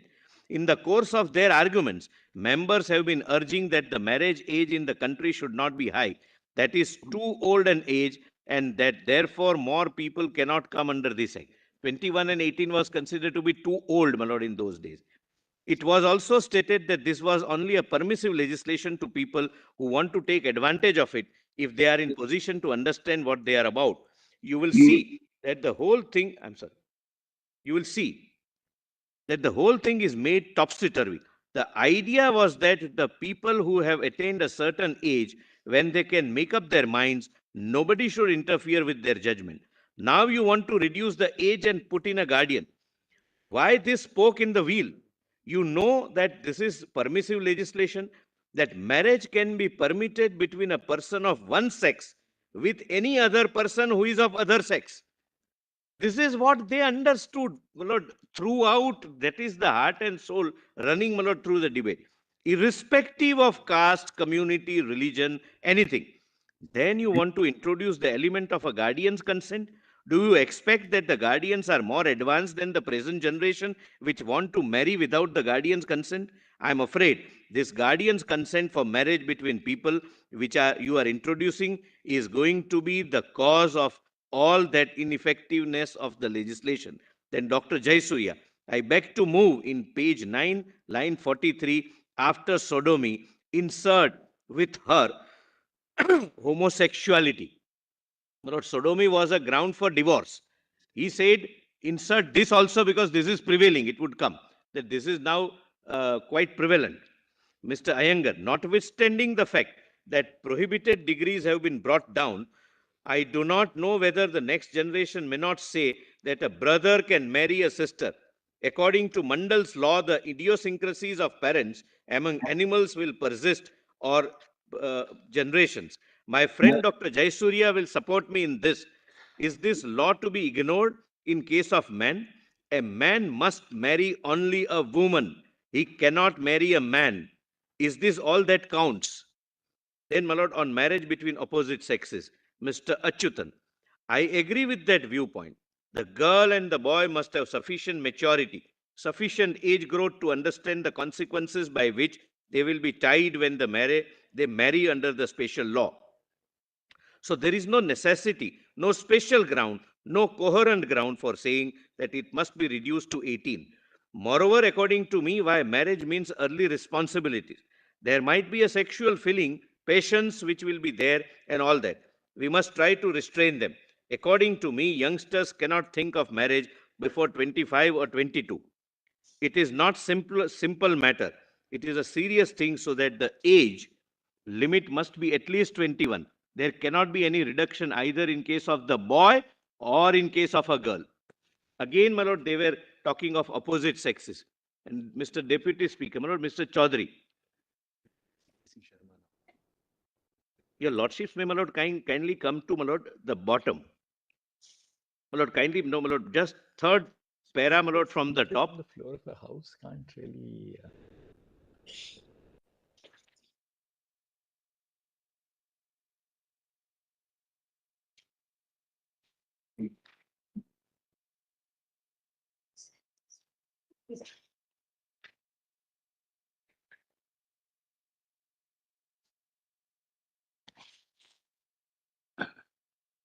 At that time, solicitor, yes, were there laws permitting same-sex marriages anywhere else in the world?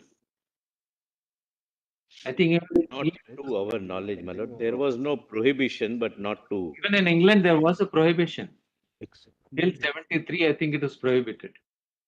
So there perhaps was no platform, no legal foundation for a marriage or a marriage like you recognized by law when this was all debated. Your lordships are right, my lord. Possibly in India also, my lord, till 56, when it became man and woman, bride and bridegroom, so there was neither permissive nor prohibitive. That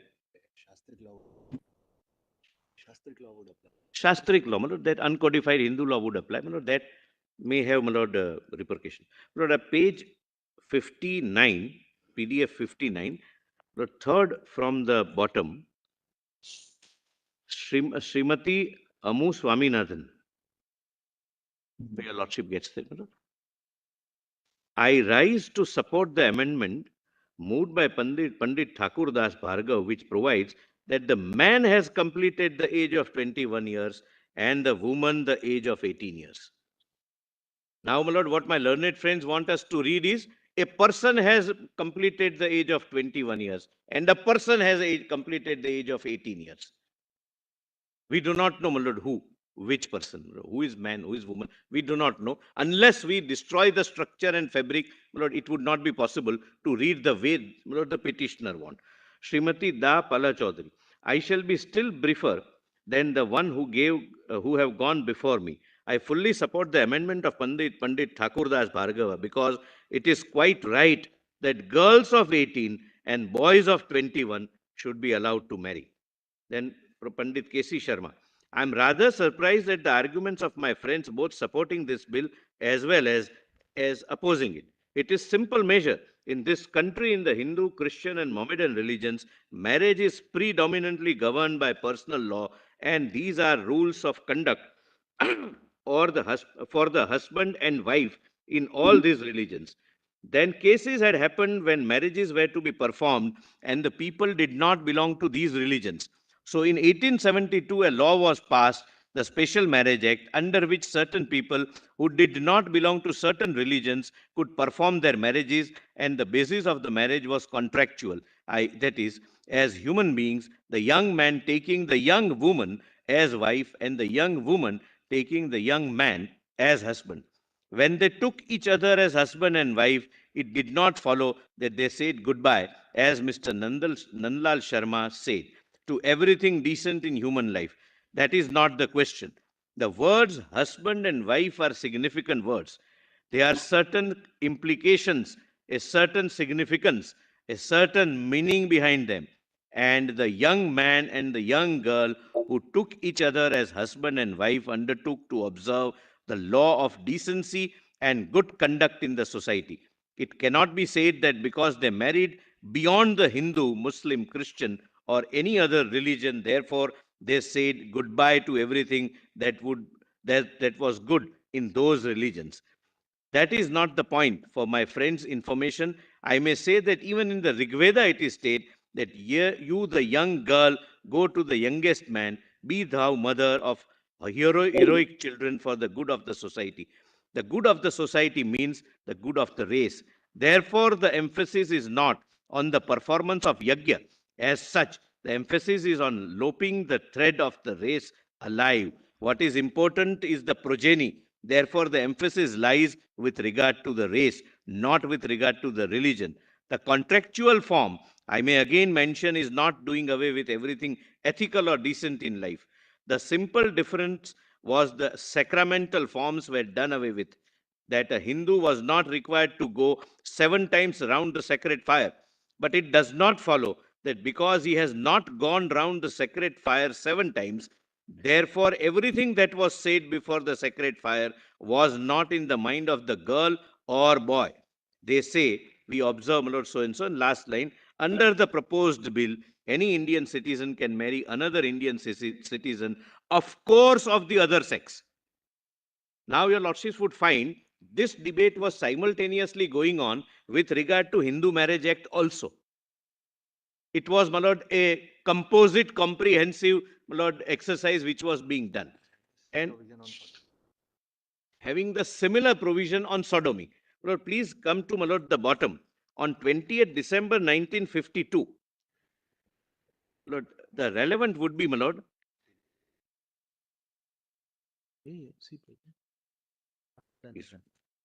Lord, 59, my lord, kindly come to 59. That would be 63, PDF 63.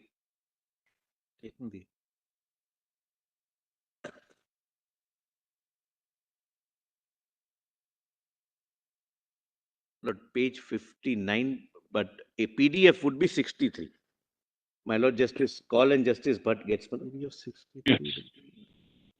the Honorable Chief Justice, my Lord Justice Narsimha. I'll just read at the foot, my Lord Shri S. Mahanti. This is relating to Hindu Marriage Act. This is debate of Hindu. My Lord, it was simultaneously going on.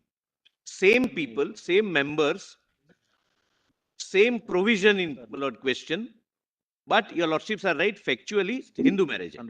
No, 60. PDF 60 it starts. Your Lordships are reading some. Even the dates also are similar. Triple one. Yeah, yes, my Lord, dates are relevant. But this is 20th December 1952. And my Lord, what we read was September 54. But it was a period during which all these, my Lord, legislations came. No.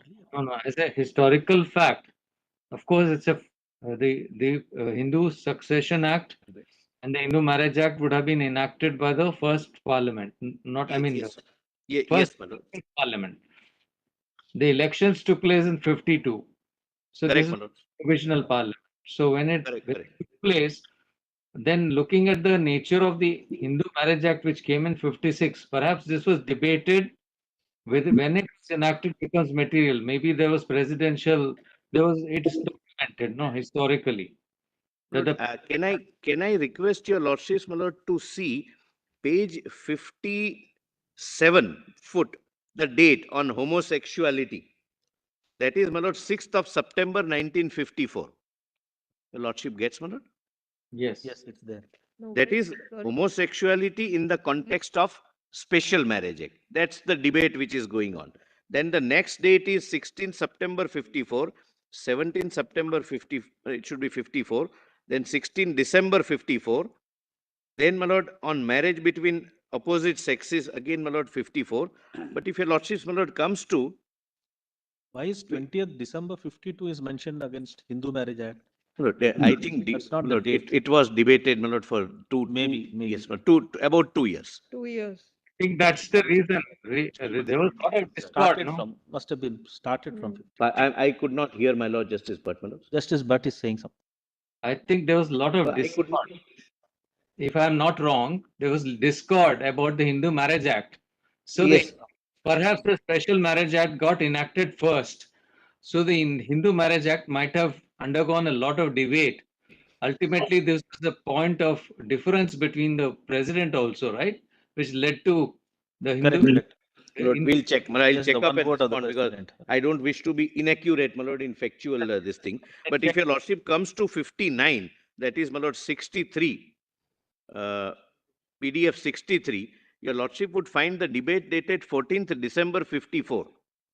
This is debate of Hindu Marriage Act, but the same provision of Lord divorce being considered.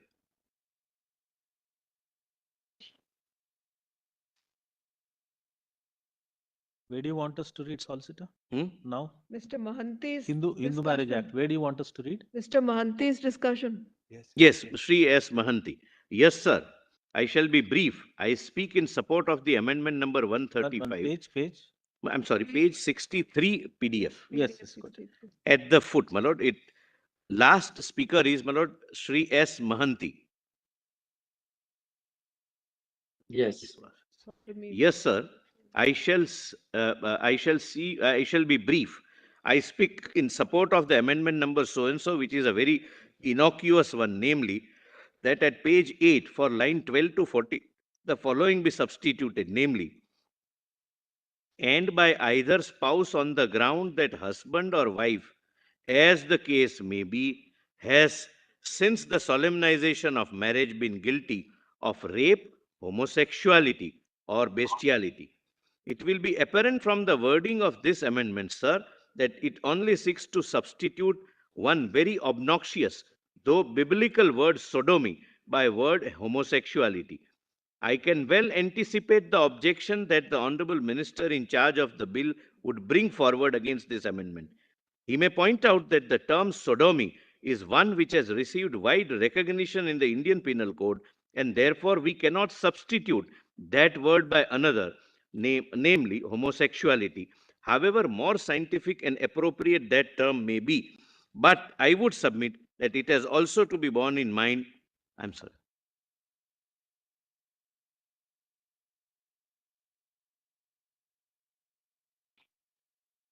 I would submit that it has also to be borne in mind that here we are not going to make sodomy a penal offense. Therefore, it has got no relationship whatsoever to the Indian Penal Code here. We are here discussing this question in isolation. So it has no relation whatsoever to the Indian Penal Code. Therefore, I hope my esteemed friend, the Honorable Law Minister, will have no such argument to offer while replying in me second place. There is no reason to believe that sodomy is only a masculine vice. I have not time, nor is this occasion otherwise. I could have quoted chapter and verses to show that homosexuality amongst women is also today on the increase, that it is on the rising scale. I have got whole literature on this with me. Then, my lord, they discuss. Then Mr. Mohanty says, yes, sir, I submit, instead of using the term sodomy, you should use the better and more appropriate and scientific term homosexuality. Then Sri Mohanty. But before I resume my seat, sir, I wish to urge this House not to take a Philistine attitude. I would request the Honorable Minister not to take any such prudish attitude regarding this matter. We are not moving this amendment in a sense of levity. On the contrary, if you want to contribute to the solidarity of marital life, if you want to contribute to a healthy married life, and if you consider that sodomy is one of the reasons which can render married life unhappy, then there is every reason why you should also include the feminine vice of lesbianism and substitute the word homosexuality for the word sodomy. That is my submission, sir. Then, my lord, ultimately, Dr. Karmakar, my lord, puts an end to the debate by this. As I said, for the time being, let us be content with the use of the word sodomy. If homosexuality becomes a problem, we shall face it courageously. Look, this was in the context of adding homosexuality as a ground for divorce. One was saying that homosexuality and lesbianism is on the rise. Please add it as a composite word.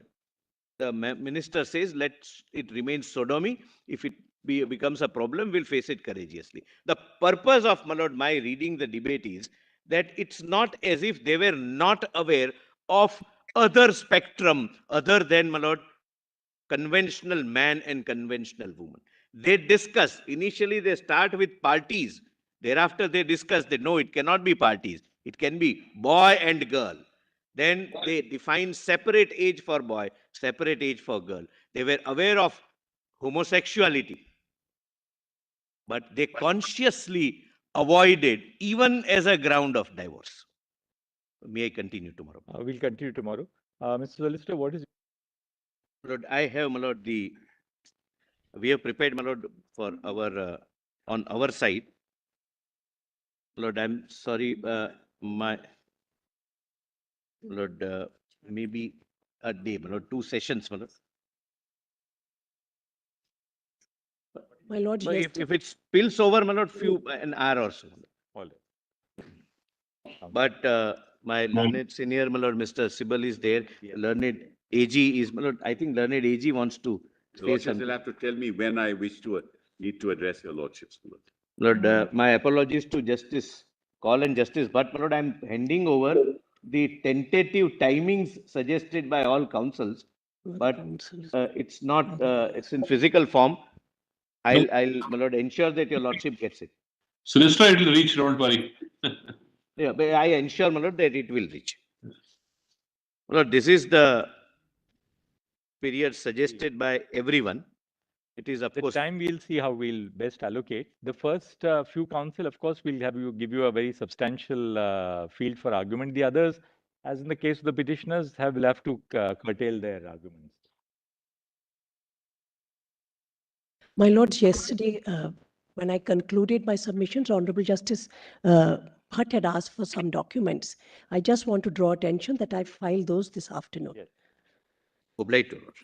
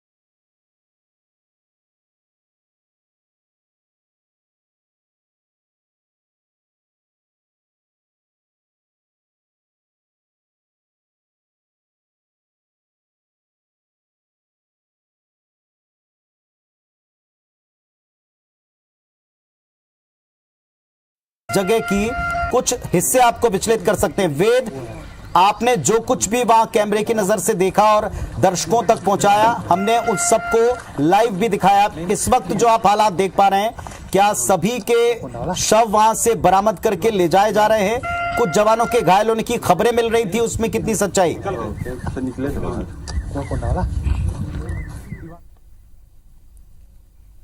जितने भी जवान गाड़ी में सवार थे, 10 जवान सवार थे और उसके साथ एक सिविलियन था, ड्राइवर था, वो पुलिस जवान नहीं था। 10 जवान शहीद हो गए और एक ड्राइवर की भी मौत हो चुकी है। और जो घटनास्थल पर हमने क्लोज शॉट इसलिए नहीं दिखाए शवों के, क्योंकि काफी छत विछत अवस्था में वो शव है। सारे शव जो है वो टुकड़ों में बट गए, ये कहना भी गलत नहीं होगा। तो इस वजह से जो पुलिस के आला अधिकारी थे वो बार बार हमसे रिक्वेस्ट कर रहे थे कि इस तरीके की तस्वीरें ना दिखाएं, और IBC 24 भी मानवता को दृष्टिकोण में रखते हुए ऐसी तस्वीरें कभी नहीं दिखाता जो कि लोगों को विचलित करे। तो हमने इसलिए पास की तस्वीरें नहीं दिखाई, लेकिन जो घटनास्थल पर हमने देखा पुनीत की जो गाड़ी है वो ये समझ नहीं आ रही थी हमें कि ये कौन सी गाड़ी है। कुछ लोग कह रहे थे कि ये पिकअप है, कुछ लोग कह रहे थे कि तूफान गाड़ी, एक लंबी सी गाड़ी होती है पिकअप जैसी, वो गाड़ी है। हालांकि जो पुलिस के अधिकारी है वो बता रहे हैं कि पिकअप जैसी ही ये दूसरी गाड़ी है जिसमें 20 जवान सवार हो सकते थे। हालांकि इस गाड़ी में 10 ही जवान सवार थे और जो एक ड्राइवर था उसकी भी मौत हो चुकी है। लेकिन ये लंबी खामोशी के बाद पुनीत नक्सलियों ने इस घटना को अंजाम दिया। अरनपुर इलाके में ये एक बड़े टाइम के बाद ये नक्सली मूवमेंट कहे या फिर बड़ी नक्सली वारदात कहे, जवानों को बड़ा नुकसान हुआ है। ग्रामीण काफी दहशत पे है कि आखिरकार लंबे समय बाद नक्सलियों की एक्टिविटी इतनी तेज कैसे हो जाती है कि अचानक से वो इतनी हिम्मत कर जाते हैं कि एक जवानों से भरी गाड़ी को मुख्य मार्ग पर, अरनपुर से समेली का रोड है और मैं समेली पर मौजूद हूँ, लगभग 6 से 7 किलोमीटर की दूरी पर ही घटनास्थल है। वहाँ नेटवर्क नहीं होने की वजह से हम यहाँ से सीधे संपर्क कर पा रहे हैं आपसे। तो ये एक चिंतनीय विषय है। आगे चुनाव होने वाले हैं और ऐसे में नक्सलियों का मूवमेंट अचानक से बढ़ जाना बिल्कुल ये लाजमी है, चिंता बढ़नी पुलिस की, प्रशासन की, और साथ ही जो जनप्रतिनिधि है चुनाव को लेकर के अपनी अपनी तैयारियों में जुटे हैं वो इस घटना को लेकर काफी चिंतित है। अगर पिछले घटनाओं की हम बात करें, पुलिस ने एक लंबा समय बीत गया था दंतेवाड़ा में जबकि ऐसी कोई भी शहादत की घटना नहीं हुई थी। यानी पुलिस ने इतनी अपनी सर्चिंग और अपने सर्चिंग के जरिए इतनी ज्यादा दबाव नक्सलियों पर बना रखी थी कि वो कहीं भी कुछ नहीं कर पा रहे थे। अगर देखें तो बैनर पोस्टर लगाने जैसी घटनाएं भी नहीं हो रही थी, लेकिन अचानक से ये विस्फोटक रूप लिया नक्सलियों ने और एक बड़ा विस्फोट भी किया और इससे 11 जवानों का दुखद निधन भी हुआ है। वेद, जैसा आप अभी दिखा और बता रहे हैं कि यहाँ जो जवानों के शव हैं वो क्षत विक्षत हालत में हैं, हम उन्हें जिम्मेदारी के तहत दर्शकों तक सीधे नहीं पहुंचा रहे हैं। क्या सभी के शव बरामद हो गए हैं? जितना हम सुन और समझ पाए 4 एम्बुलेंस वहां पहुंची हुई हैं, और वाहन के बारे में भी आपने बिल्कुल ठीक सवालों के जवाब दिए कि वाहन क्या है, इसके बारे में कुछ अभी तक स्पष्ट पता नहीं चल पा रहा। कुछ ने इसे पिकअप कहा, कुछ ने इसे कुछ और वाहन कहा है। इस वक्त अभी वहां क्या हो रहा है, एग्जैक्टली वहां क्या किया जा रहा है? क्या सबके शव बरामद करके वहां से ले जाए जा चुके हैं, और आगे क्या नक्सलियों की मौजूदगी का कोई अपडेट वहां मिल पा रहा है? जी देखिए पुनीत, अभी शवों को बरामद किया जा रहा है। अधिकांश शव तो बरामद कर लिए गए हैं, लेकिन जो सड़क से लगा हुआ इलाका है, आप तस्वीरों में देख पा रहे हैं कि काफी झुरमुट है, छोटे छोटे पेड़ पौधे हैं, जंगल सा ये नजारा है। तो यहाँ पर जो शव फेंका गए हैं इन्हें ढूंढने में काफी मशक्कत करनी पड़ रही है। और इसके साथ साथ पुलिस ये चीज भी स्पष्ट नहीं हो पाई है कि जो जवान सवार थे उनके पास जो हथियार थे वो आखिर गए का। हालांकि हमने SP से इस बारे में जरूर ये सवाल पूछा कि क्या सारे जो जवानों के हथियार हैं वो बरामद कर लिए गए, तो SP ने हालांकि जरूर ये कहा है कि वो हथियारों को बरामद कर लिया है। लेकिन गाड़ी की स्थिति और शवों की स्थिति को देखकर ऐसा लगता नहीं है पुनीत की कोई भी यदि हथियार बचा हो तो वो अब इस्तेमाल करने लायक रह गया होगा, क्योंकि विस्फोटक की मात्रा हमने जैसा कि चांदगिरी घटना में देखी थी, उस समय 50 से 60 किलो विस्फोटक का अंदाजा था। तो ठीक उसी तरीके से आज भी यही देखने को मिल रहा है कि 5 से 7 फीट का गहरा गड्ढा है, तो निश्चित तौर पर इसमें 50 किलो से ज्यादा विस्फोटक का इस्तेमाल किया गया होगा। हालांकि अभी हमने इस से पूरे घटनाक्रम पर बात करने की बार बार कोशिश जरूर की, लेकिन क्योंकि उनके जवान शहीद हो गए वो बात करने से मना कर रहे थे। कुछ देर वो मांग रहे थे कि कुछ समय के बाद ही वो यदि मेंटली प्रिपेयर हो जाते हैं, घटनास्थल से साक्ष्यों को निकाल लिया जाता है और जब वो जिला मुख्यालय लाए जाते हैं तब वो इत्मीनान से वो हमारे सवालों का जवाब देंगे। तो इसलिए हमने से फोर्स भी नहीं किया कि आप सवालों के जवाब दीजिए। लेकिन चलिए, तो आपने एक बड़ा अपडेट दिया, 50 से 60 किलो यानी 50 किलो से ज्यादा विस्फोटक का इस्तेमाल कम से कम इस आईडी के तौर पर किया गया था। जिस तरह के हालात और जितना गहरा गड्ढा यहां 5 से 7 फीट का दिखाई पड़ रहा है। वेद, यहां एक बात आपसे पूछना चाहेंगे, क्या जो शव वहां बरामद हुए उनकी संख्या बता पाएंगे? क्योंकि जैसा आपने कहा झाड़ियां गहरी हैं, घनी हैं, वहां भी अभी सर्च किया जाएगा। एक बात, और रोड ओपनिंग पार्टी को लेकर बार बार कई लोगों ने सवाल उठाए हैं। एक्सपर्ट ने कहा है, क्या इस रोड पर जवानों के आते या जाते समय रोड ओपनिंग पार्टी निकली थी? इसकी कोई जानकारी आपको मिली? देखिए, लगभग 7 से 8 जवानों के शव बरामद कर लिए हैं। मौके पे वहां पर पुलिस से वो नहीं पहुंच सके थे, लेकिन अब जबकि हम यहाँ पे खड़े हैं तो अभी पुलिस की कुछ गाड़ियां गई है और एक एम्बुलेंस को अतिरिक्त बुलाया गया था, जो अभी थोड़ी देर पहले ही यहाँ से गई है।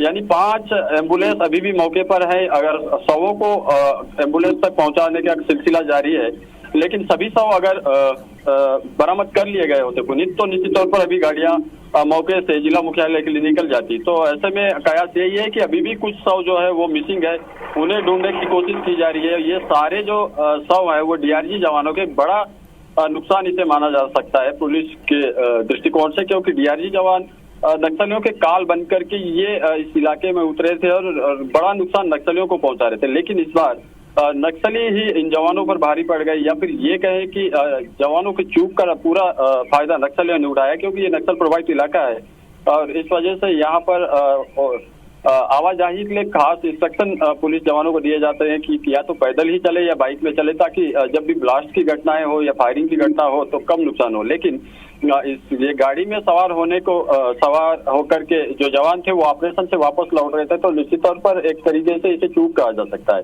क्योंकि बार बार ये वरिष्ठ अधिकारियों द्वारा इंस्ट्रक्शन होता है स्ट्रिक्टली कि गाड़ियों में सफर न करे। और पुनीत, अभी भी जो स्पॉट से हमें जानकारी मिल रही है कि सारे जवानों के शव अब तक बरामद नहीं किए गए हैं।